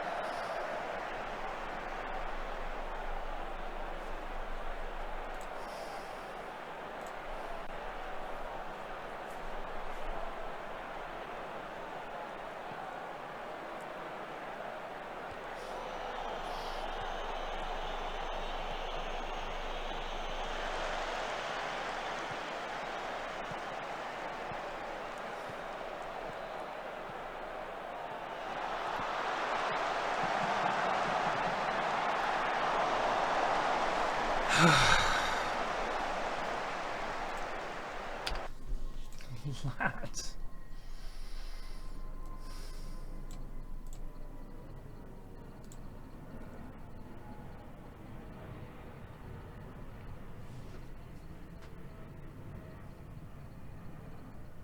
Frustrated by the feedback. I praised them because we were on top. Just never talk to the team.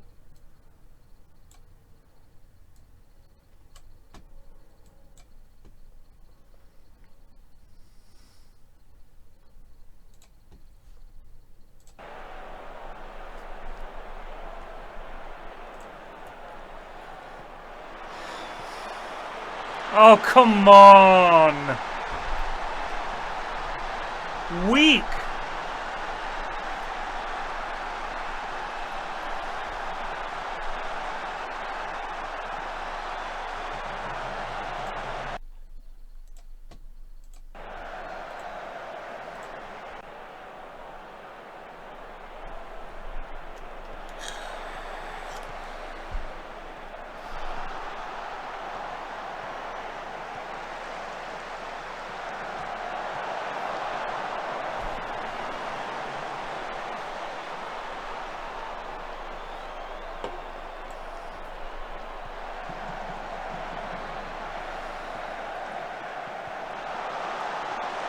That's one!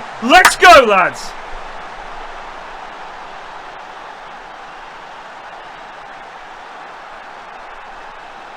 I know, mate.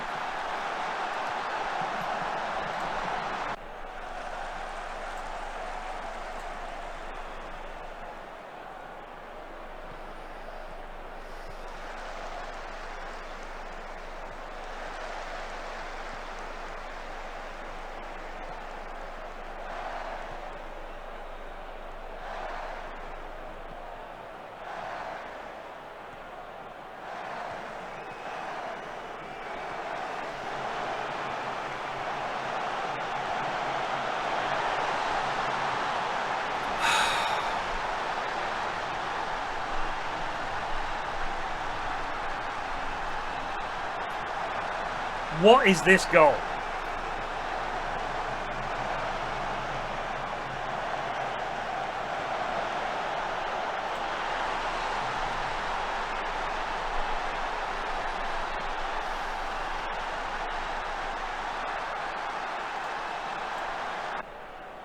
Get one more. Just get like one goal. We'll take a 3-2. Shit.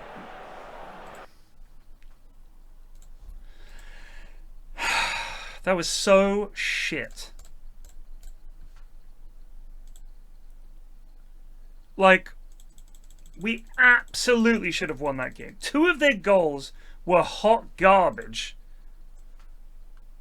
And then we hit the woodwork 3 times and missed 2 chances. Like, what the fuck? Holy shit. I'm sending 5 guys to his house right now. That's quite nice. That's a nice gesture. Everybody loves 5 guys.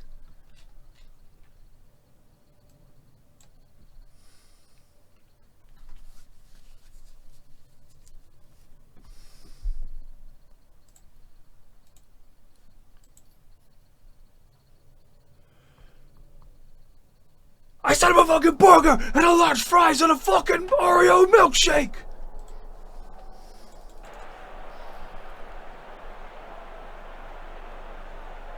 Yeah. Episode 1. You compare this to the fucking... Come to Birmingham! Come to fucking Birmingham! So I can pull you apart! You little fucking muppet!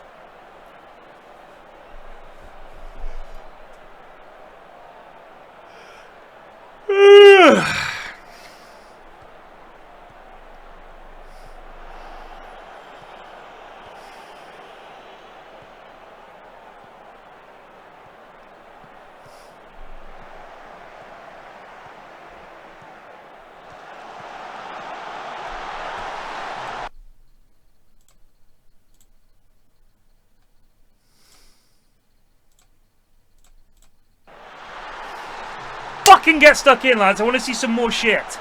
I want to see you kicking people up in the air, please.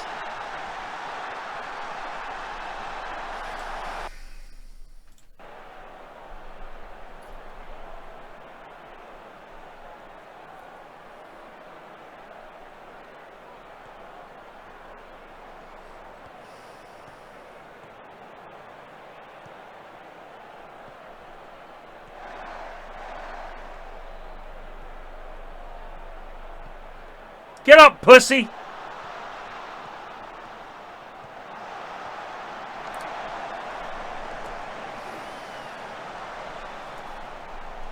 Fucking lost our shooting boots at exactly the wrong point in the season. Oh!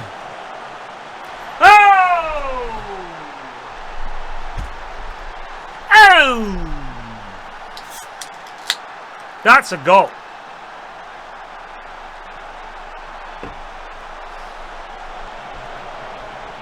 Chest, bang! Great finish.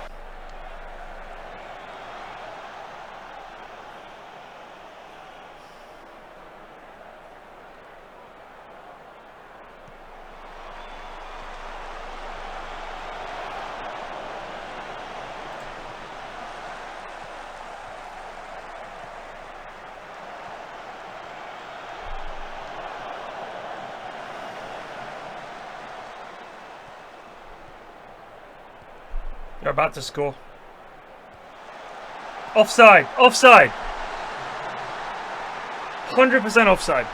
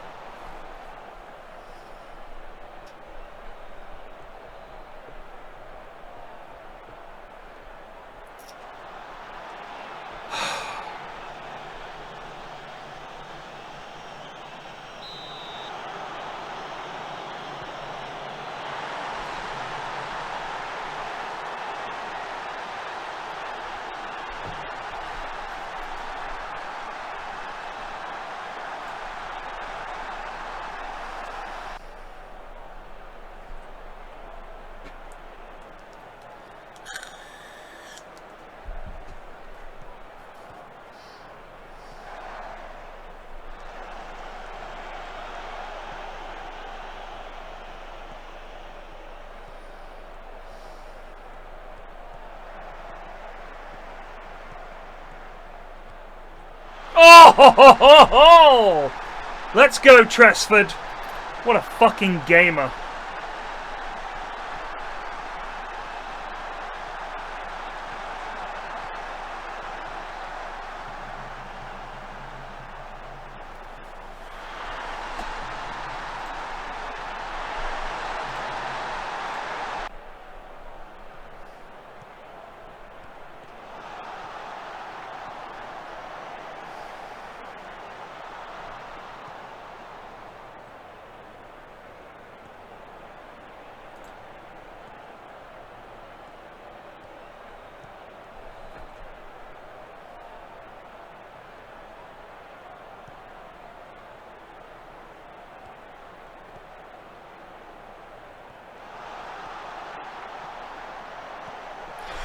Yeah, Mena! 23rd goal of the season for Profundi.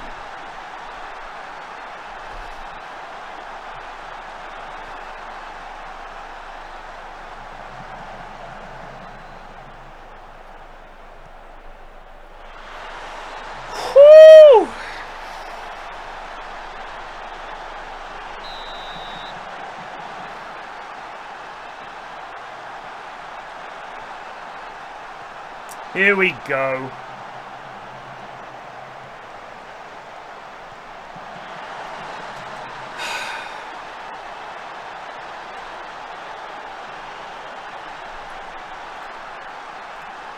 Fuck me.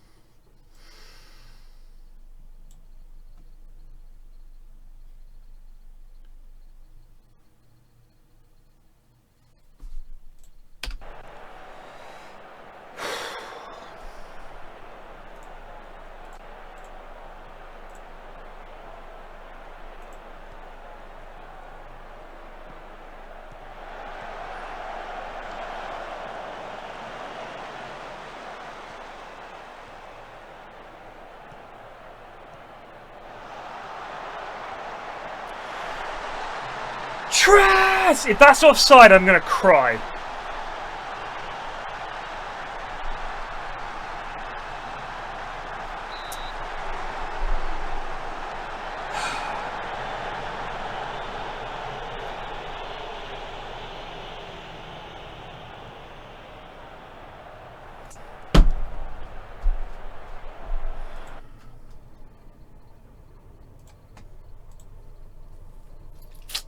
Fuck me!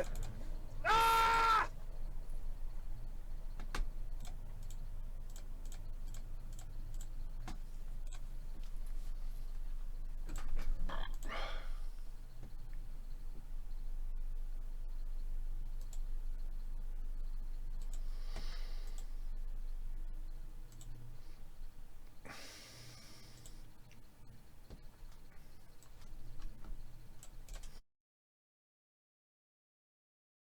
Peter, I'm busy eating. I'm eating over here. Ooh. Ahmad Al-Shuhaimi, not bad. Marco Maya, not bad. Georgios Zobatzakis. Manolis Drossos. Ahmad Taha, two Lebanese lads. And Abbas Lak.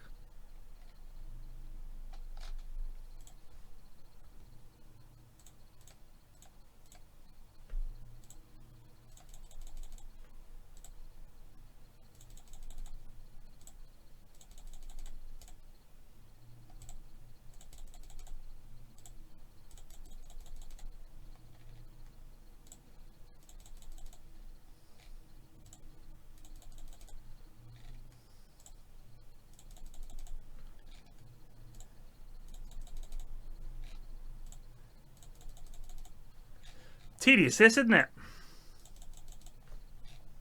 I'm going to sign them all because I feel like quite often our youth team is just lacking players.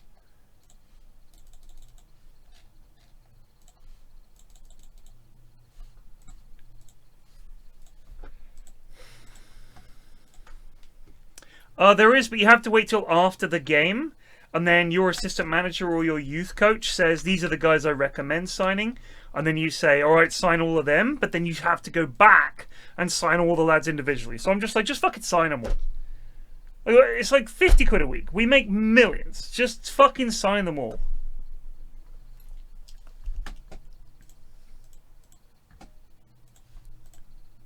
It's basically...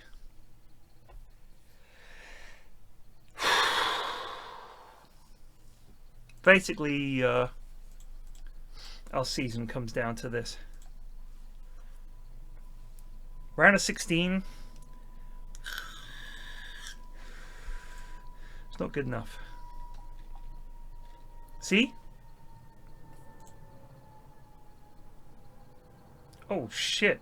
This guy scored 5 goals.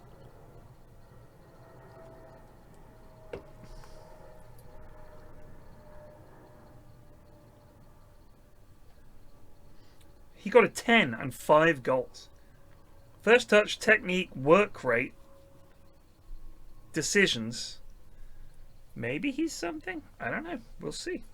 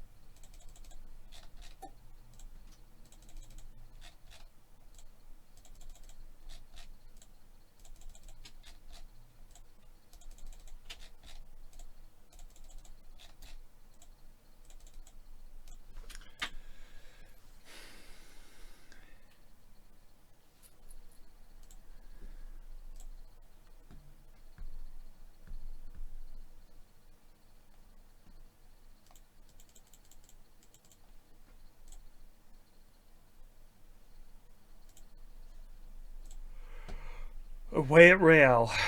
We're going to score 2 goals.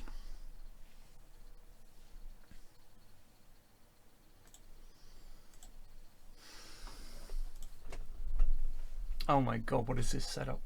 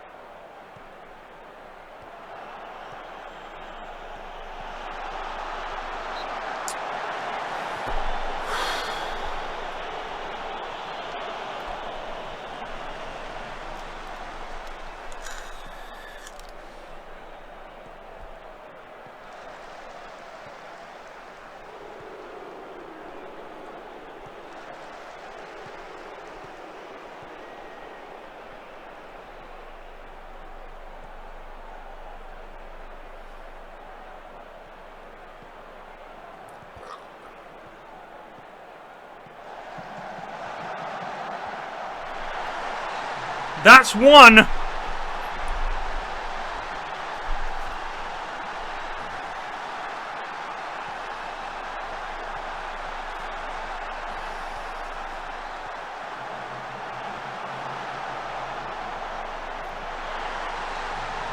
No, it's not Christian Eriksen. He would be 47 or something by now.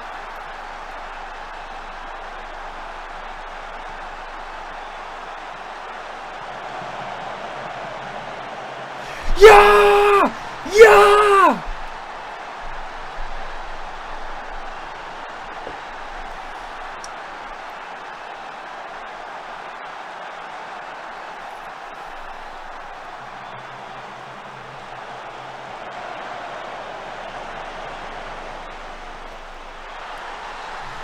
God bless you, Edward Tress.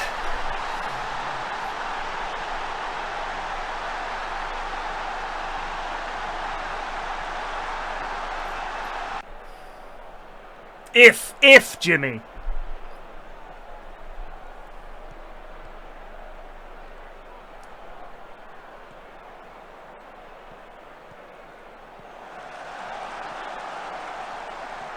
There's a very good chance we just get fucking Real Madrided here and they score some bullshit goal and that's that.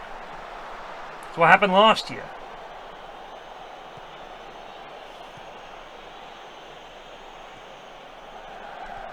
Gavi, no! Okay, well done. No! No! Goal. They're going to score right now. Goal.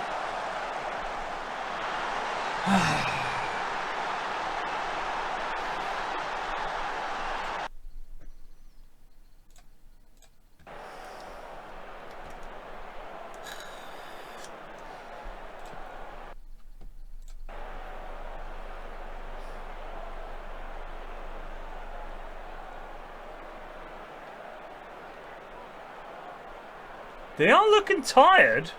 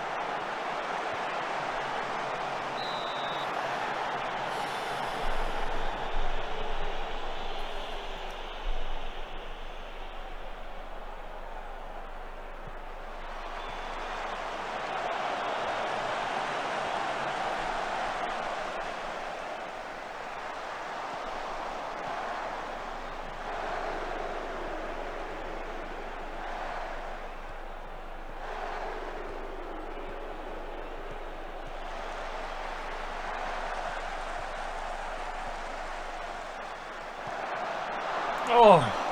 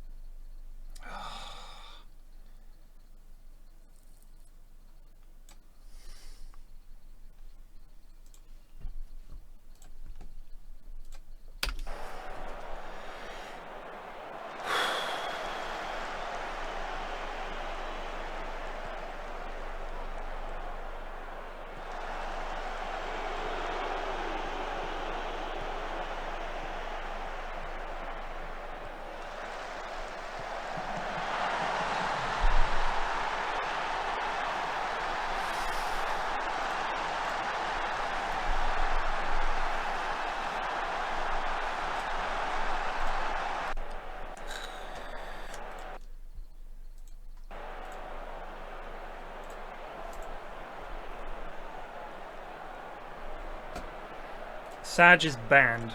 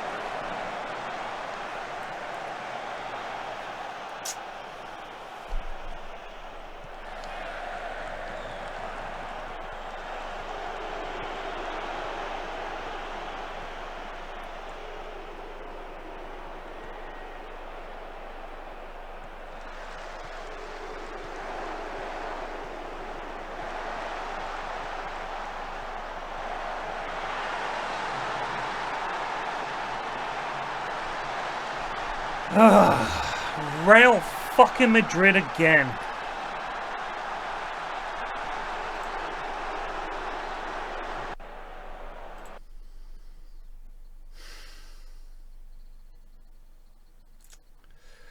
Lads, you tried. It's Real Madrid, I mean.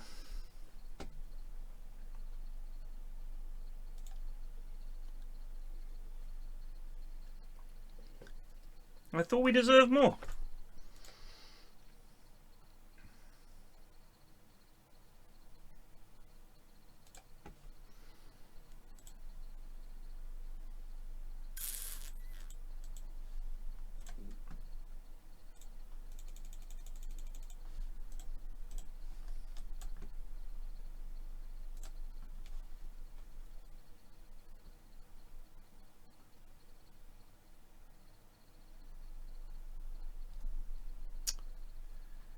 We might get fired.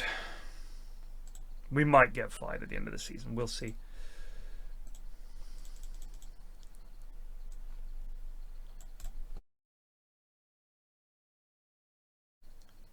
I love it when Gordo just goes, fuck me. Is he always like this? Fuck me.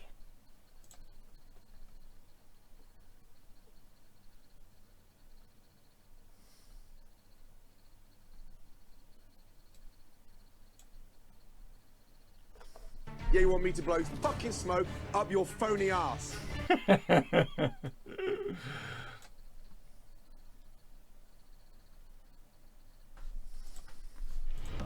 Excuse me, sir, but it's time to goose. Thank you, Pinhead just Pinhead resolved Knight. for months.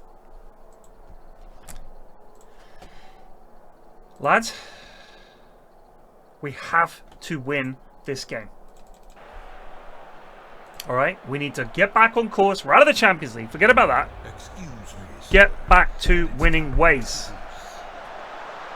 Sata Patique just resolved for months. Thank you.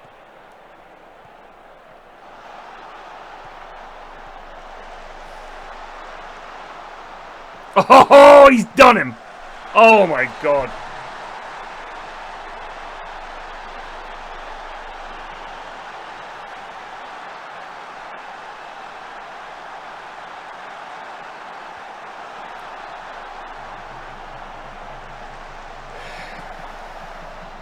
Look at that move from Boulanger. Did him.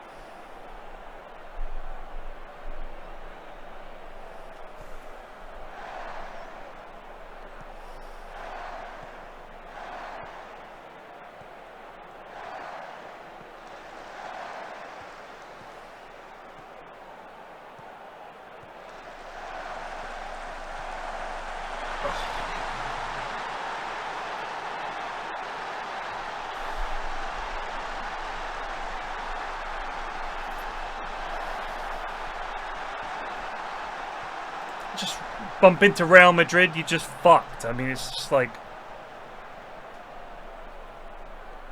what can you do? Like, genuinely.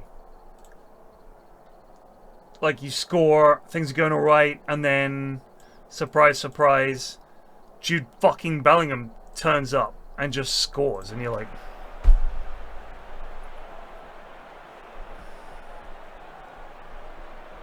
they're just too good. There are too many players on their team that are just like, I mean, I think if you look at my team and you look at like Man City, Newcastle, Spurs in this world, the difference is that some of my players are worth a good amount of money, but all of their players are worth like 200 million. Offside. Like, their teams are just insane. Like, insane.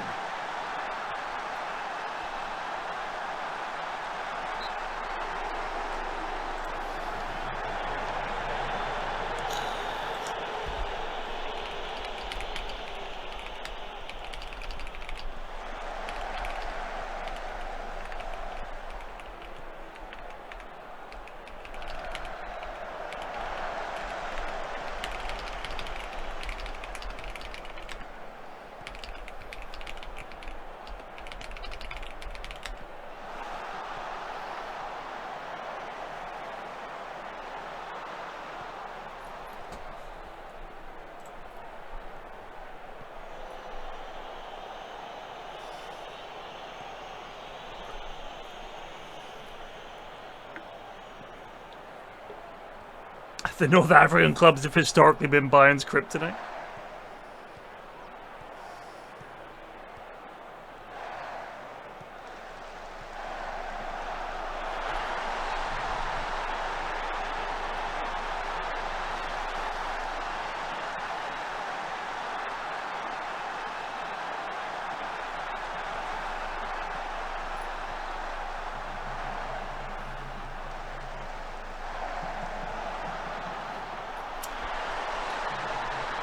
In the summer, we're going to sell Zaffer since he's so pissed off and he wants to go. In fact, everyone who wants to go, we're going to let him go in the summer. You want to go? You're gone. Sign a bunch of kids.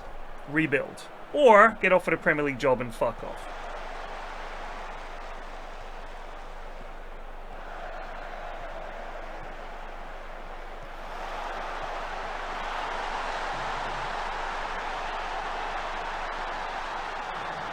What's up, Digby?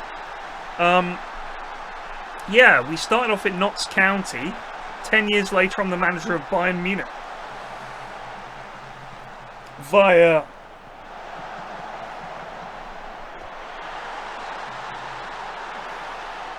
Israel, Belgium, Sweden, Spain, and now Deutschland. And we're waiting to hit the promised land of the Premier League.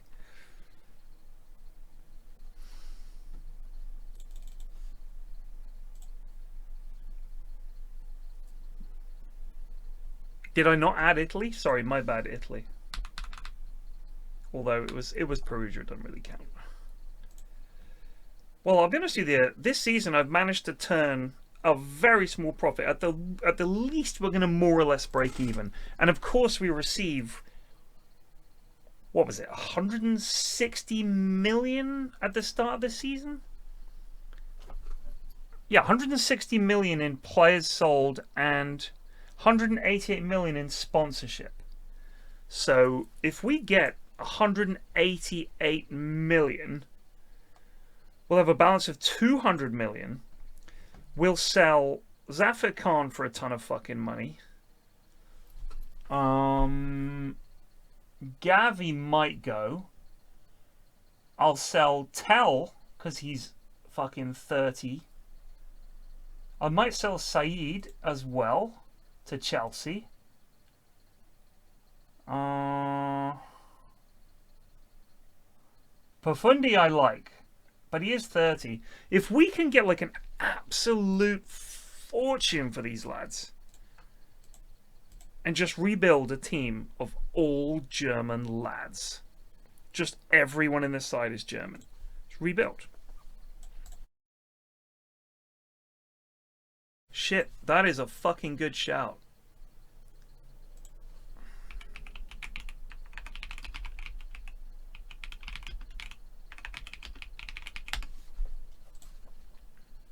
Yeah.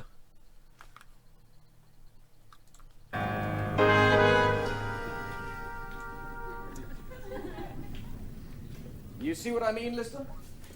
Hey, it's the king! Mr. Beautiful! Hey, you, what does the H stand for? Horace? A chair for the king, Horace. And breakfast. Mr. Wonderful wishes to die. Have you lost weight? You're looking great. Is he totally perfect or what?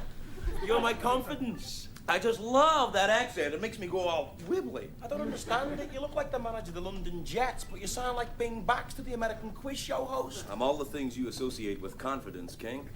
And you're my paranoia.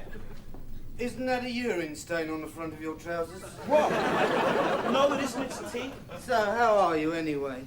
Isn't that a huge spot appearing on your so-called face? My God, you've got fat, haven't you? Must be all that lager. But you've got a terminal disease. Always happens to people who least expect it, don't you find that? Say hello then, won't you? Only trying to be friendly. Davy, baby, what can I say? Is he the greatest, most handsome, fantastic person ever, or am I insane? You're insane. Lister, what are you going to do about them? Do? What can I do? Bill, who has all... Where is it now? It's gone back down to the cargo bays, sleeping off a 4-course meal of fear, vanity, guilt and anger. You better get it before it comes back for seconds. Look, just because it's an armor-plated alien killing machine that salivates unspeakable slobber doesn't mean it's a bad person. What we've got to do is get it round a table, put together a solution package, perhaps over tea and biscuits. Look at... Do you know who he reminds me of? Jeremy Corbyn. That's who I reckon this character is based on. You can't trust his opinion. He's got no anger. He's a total dork. Good point, Crichton. Let's take that on board, shall we? David, do you have anything you want to bring to this forum? Well, yes, I have actually, Arnold. Why don't we go down to the ammunition stores, get the nuclear warheads, and then strap one to my head? I'll knock the smegger to oblivion. Right, well, that's very nice, David. Let's put that on the back burner, shall we? Cat, let's have your contribution. Come on. Hey, don't ask me my opinion. I'm nobody. Just say I'm not here. That's lovely. Thank you very much. Moving on a step, and I hope no one thinks that I'm setting myself up as a self-elected chairperson. Just see me as a facilitator. Crichton, what's your view? Don't be shy. Well, I think we should send Lister in as a decoy. And while it's busy eating him alive, we can creep up on it unawares and blast it into the stratosphere. Good plan. That's the best plan yet. Let it get knackered eating me to death. Then you guys can just, like, catch it unawares. Well, that's certainly an option, David, yes. But here's my proposal. Let's get tough. The time for talking is over. Call it extreme if you like, but I propose we hit it hard and hit it fast with a major... And I mean major leafleting campaign. And while it's reeling from that, we follow up with a whisk drive, a car boot sales, some street theatre, and possibly even some benefit concerts. Okay? Now, if that's not enough, I'm sorry, it's time for the t-shirts. Mutants out. Chameleonic life forms? No, thanks. And if that's not enough, well, I don't know what will be. Has anyone ever told you that you are a disgusting, pus-filled bubo who has all... This was one of my favorite episodes. Gentlemen. Your conversation makes interesting listening. Rumour, is that you? Oh, yes. How long have you been listening? 2. Maybe 3 hours. Well, no one's got any disease, man. We're clean. You have to rescreen us, sir, as per Directive 699. No one's got any virus and no one's smegging nuts. Well, that's good. Is something amiss? Amiss? God, no. What could possibly be amiss? You don't think there's anything amiss? I'm sitting here wearing a red and white half a checked heart. gingham dress. Yes. And army boots. Don't eyeball me, Gandhi. That's unamiss. No, of course not. It's just we thought you'd gone nuts. We were trying to humor you. I was just doing a little test. A little test to see if you'd gone crazy.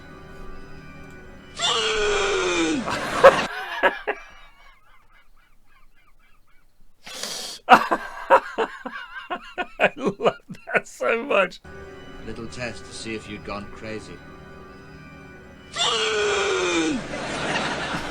If there's one thing I can't stand, it's crazy people. Well, we've passed the test, Rimmer. You can let us out. I can't let you out. Why not? Because the king of the potato people won't let me. I've begged him. I've got down on my knees and wept. He wants to keep you here. Keep you here. Keep you here for 1,000 years. Keep you here for 10 years. 10 years. Could we see him? See who? The king. Do you have a magic Do you carpet? have a magic carpet? Yeah. Little three-seater. So let me get this straight. You want to fly on a magic carpet to see the king of the potato people and plead with him for your freedom.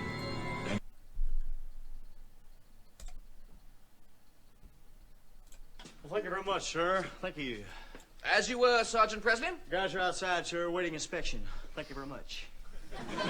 Well done, Presley. Uh-huh. Thank you, sir. Crichton, let's see what we've got, eh?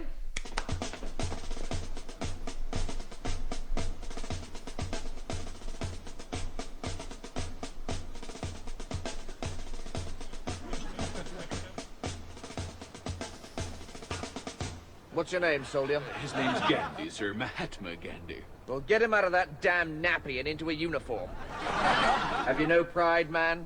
Don't you want to win this war? Don't eyeball me, Gandhi.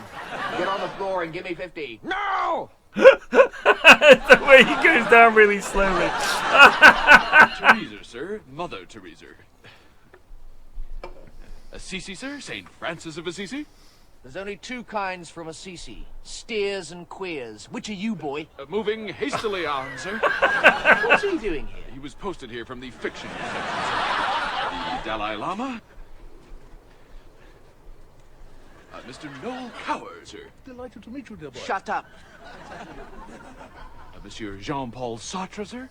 Who? He's a philosopher, sir. He's an existentialist. Well, Sartre, we don't like existentialists around here. And we certainly don't like French philosophers poncing around in their black polo necks, filling everyone's heads with their theories about the bleakness of existence and the absurdity of the cosmos. Clear? Well, you're quite the worst bunch of famous historical waxdroids I've ever had the misfortune to clap my eyes on. You're a total bloody shambles. And if we're going to win this war, someone is going to have to turn you into soldiers. And that someone, ladies and gentlemen, is me! Over to you, Crichton. Man, some of those episodes were really good. I think up till season 3, it was so funny. Because it was low budget and good. And then I felt like once they got a bit of money and a bit of popularity, it started to get a bit shit. There are some great moments, though. So it means that they bring a large platter to the table. Yes, it's Babylon, Long Island. So it means they bring a big platter to the table rather than everybody gets a plate. So you put like a big bunch of plates in the middle, and then you all share. So like, you know, if you go for a Chinese meal or something like that, you know, where you're like, let's just order a bunch of stuff and we'll all share. And people that don't know what they're doing in a Chinese restaurant are like, yeah, sounds good, sounds good.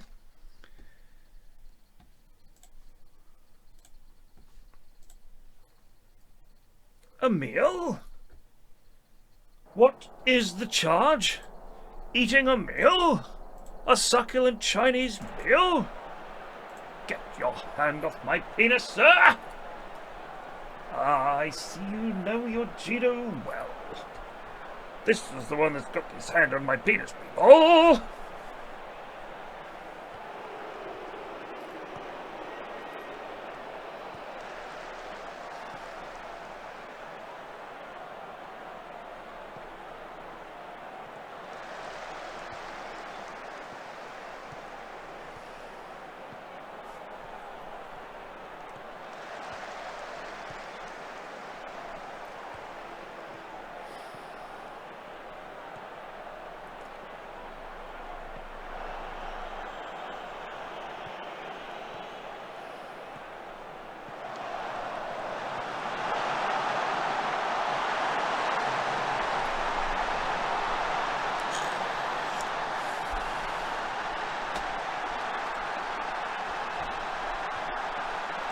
I feel like Liverpool, they went 1 goal down and Slot panicked.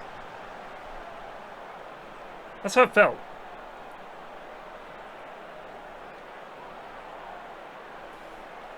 Like they just couldn't have a coherent game plan. I know that a lot of people are saying that they're going to have to seriously... Evening, sir. Can I interest you in a meal? A succulent Chinese meal? I know a lot of people are saying that they're going to have to seriously rebuild in the summer because players like Darwin Nunez should not be playing for a top side. Sloboslai, I can't pronounce his name. He probably isn't good enough to be playing at a top side. Diaz is like okay. Like there's a lot of players that they've got that are like not really good enough. And I think they need to improve. I mean, Salah, I think, is still fantastic. This is one of his best Liverpool seasons ever. He's been brilliant. But if you think about when they were at their peak under Klopp, you had 3 players that were doing that. Now they're basically all in on Salah. And they just haven't been able to replace the guys that they've lost over time.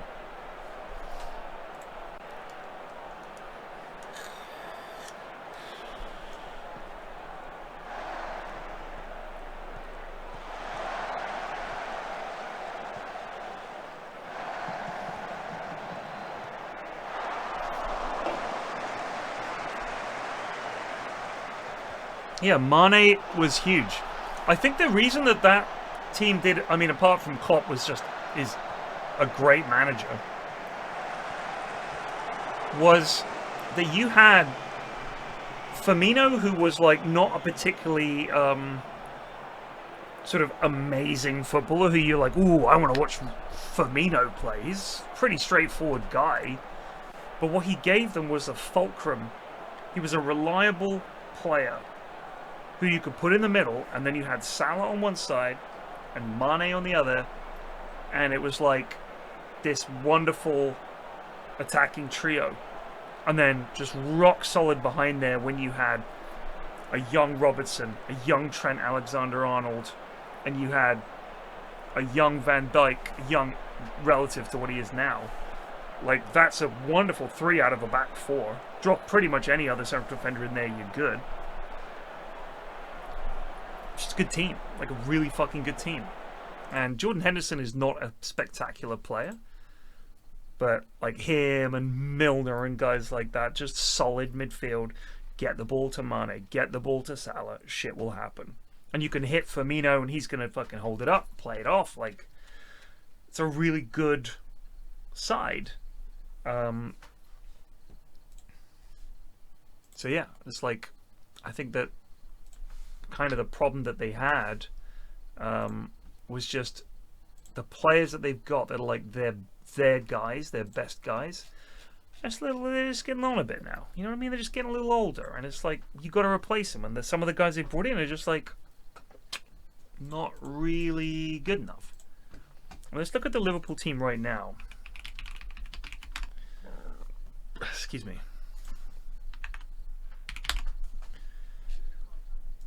So you've got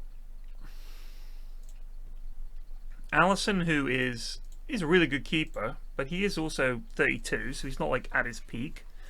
Gomez is okay.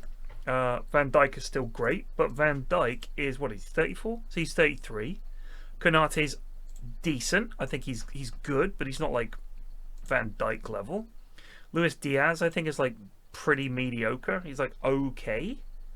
But I wouldn't ever think like this guy's as good as Mane or Salah or something like that. Soboslai is okay. I think he's alright. Like standard. McAllister's been okay. I guess. Like, he's been okay. Darwin Nunez, I think, is a fucking disaster. And they should never have signed him. 75 million plus 25 million in add-ons. I think he's I think he's shit. I really do. Salah is amazing. Chiesa has not been great. Curtis Jones is alright. Cody Gakpo's like alright. Harvey Elliott, alright. Diego Jota, alright. Andrew Robertson, how old is Andrew Robertson now? He's been an amazing player. He's 31. Kind of peaked. Fantastic player though. And then you just look at the players they've got. Alexander Arnold, I feel, has fallen off massively in the last few years. He's only 26, but I don't think he's anywhere near as good as he was at his peak. It's just like they're missing something. You know what I mean? Virgil van Dijk could leave and go somewhere.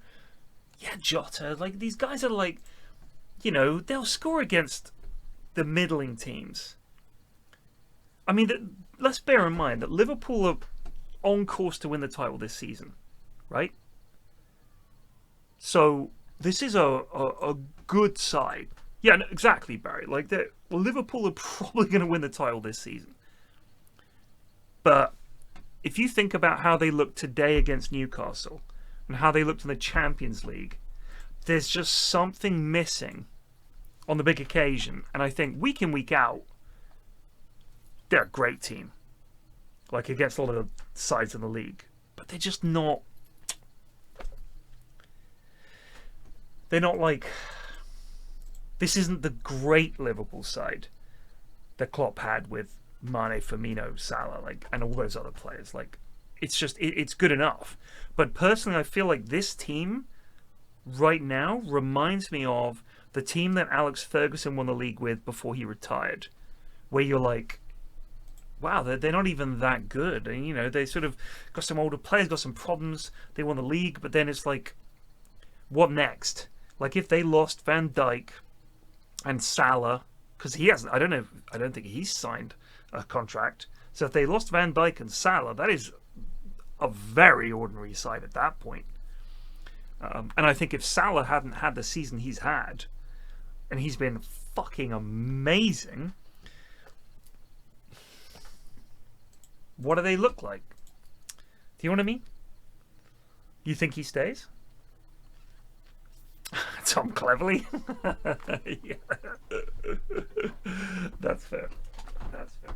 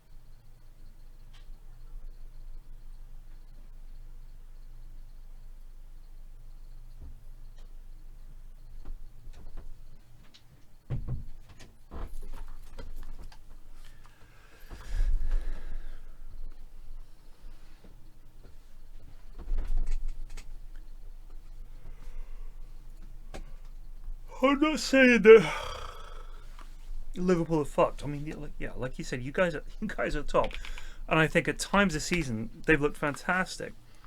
If you look at the table, they are 12 points clear with 9 games to play. Probably going to be fine. Like, you've got to play Fulham away, West Ham at home, Leicester away, Spurs at home, Chelsea away, Arsenal at home, Brighton away, Palace at home. So I'd be very surprised if he didn't win the title. Like, it would be a crazy collapse. And it is only the Carabao Cup. It's not like, you know, you lost the Champions League final or something. I just think that there are problems that need to be addressed. Like, there are clearly problems at Liverpool that need to be addressed long term. And an aging core of, like, the Salah and Van Dijk and Alisson are, like, probably the three best players, and Robertson, probably the three best players at Liverpool that are, like, over the past few years that are still there. And they're all getting older and they're just not as good as they were. Like, they're just not. I mean, they're playing in four competitions: the Premier League, Carabao Cup, FA Cup, Champions League. That's a lot of games for a team that's got some older lads in. I think that if you can get, I mean, Darwin Núñez is like, being stuck with him is depressing because he is not the answer to any problems. This is not the guy. At no point does he fill anyone with any confidence. But there's no way anyone's going to fucking buy him because they've seen him now and he's going to cost a fortune. His wages are enormous. So I just feel like I really like this Liverpool side. I think they're good. But you're competing with clubs like City. Essentially, you're competing with City. And they're going to just go out and spend a fucking fortune on whoever they need to. Whoever Pep wants to make the side win the title again. So something has to happen in the summer. I think they need something. I think they need like 3 or 4 really good players to build around. And then I think they're right back in it. But you need something. You can't rely on some of the guys you're relying on. So, Gordon revisited and all looked well. Peter had replaced the chefs in the kitchen. He seemed to have started helping in the restaurant.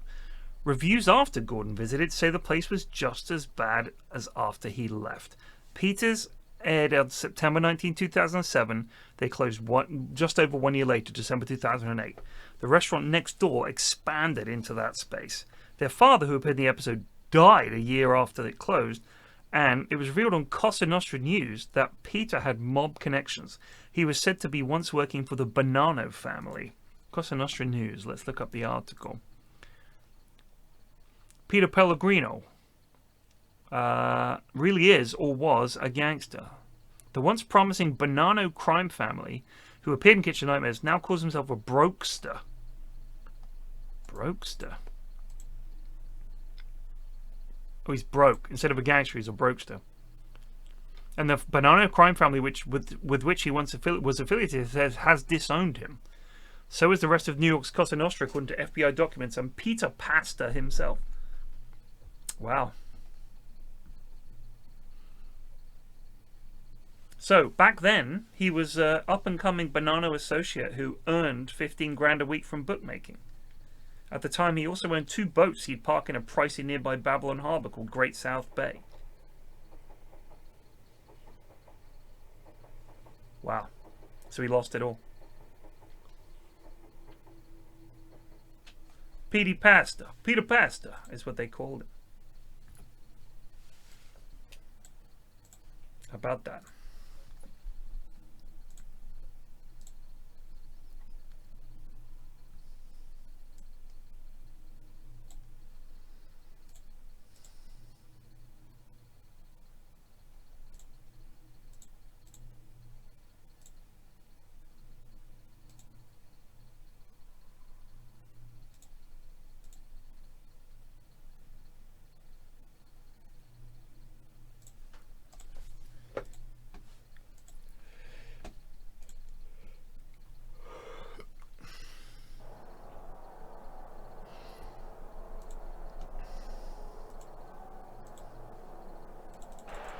mean, all they had to do, like a new oven. If he's making all this money, instead of buying 2 boats, buy a new fucking cooker for your chefs. Like, you want to run the restaurant and be the big shot? Run the restaurant. Like, there's legitimate income that they can't come after you for. You want to explain how you've got all this money, you can just say, well, I've got my restaurant business, we're doing great. Instead, like a schmuck, he takes money from bookkeeping and then fucking blows it on bullshit. No, half a heart. But I am Bayern Munich, which in this game shows up as FCB. For whatever reason, I don't know.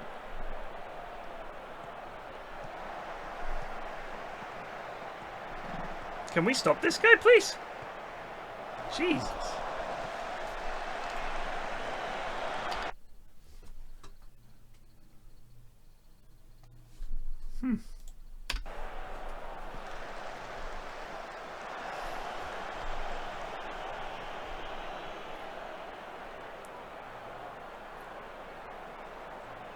I mean, the thing is, if you watch The Sopranos and shit, a guy like him who fucks up, they kill him, right? They whack him. But in real life, they're just like, we don't want to deal with you anymore. Because killing him is like, that's how you draw attention, right?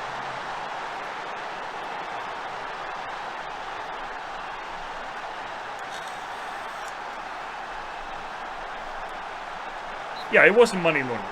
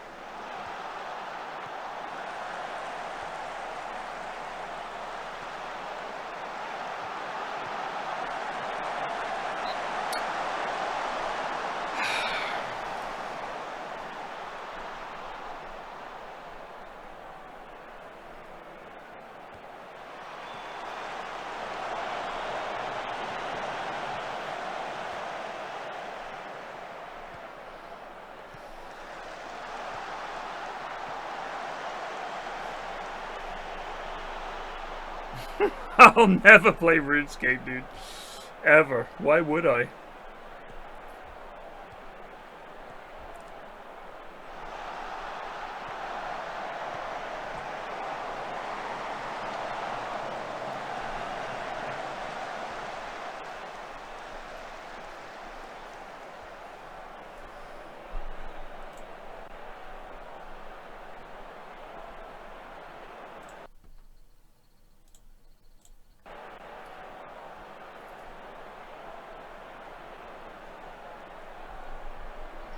If you grew up playing that game, if you were like a kid when that game was out and you have fond memories of it, I'm sure it's something you want to play. But I didn't play it when I was younger because it wasn't out. I played WoW, and then I played EVE, and then I played Dota.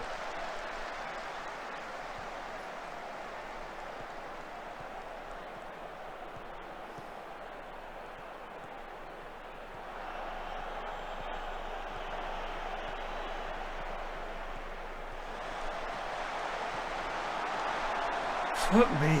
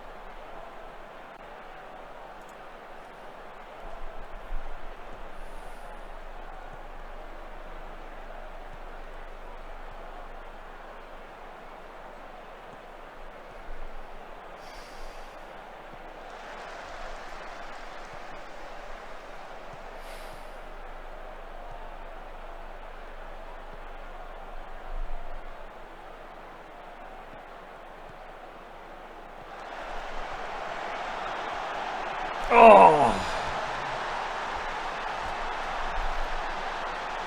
The Fundi has been a god this season.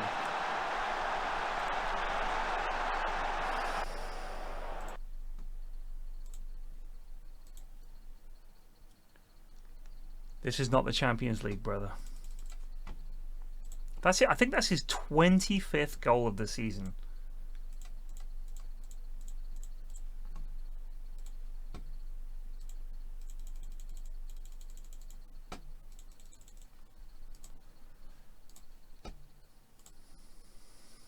Look at this guy. 25 goals and 26 appearances with 15 as a sub. I fucking love this guy. I love this guy.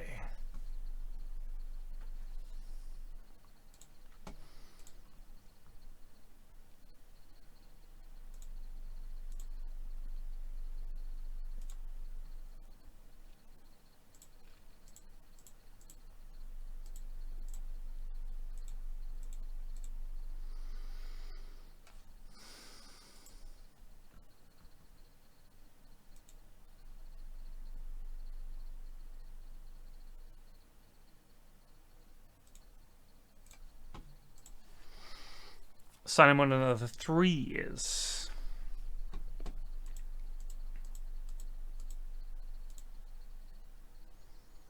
Tim Behrens. I'm not fucking selling him. Let's see how the youth team are coming along, actually. Georgios Zobatskis. Martin Breitner. These lads are meant to be potentially very, very good. Drossis, Maya, Molinero. He's looking good at 16. His finishing is 6, so that's not great. Bayern 2. Ugh.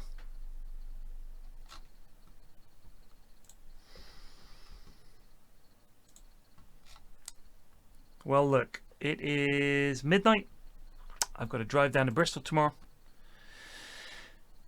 I will be back Friday evening. I'm going to be down in Bristol. We're doing some live streams. I'm going to do a live stream with Ben. See if I can dip into another couple of live streams. And recording some stuff, hanging out, going to the pub. So, why are you going to that shithole? Alright, you can have 5 days to think about that. Because Bristol is fucking awesome and you are a moron. I will see you guys in 5 days. Take it easy. Peace out.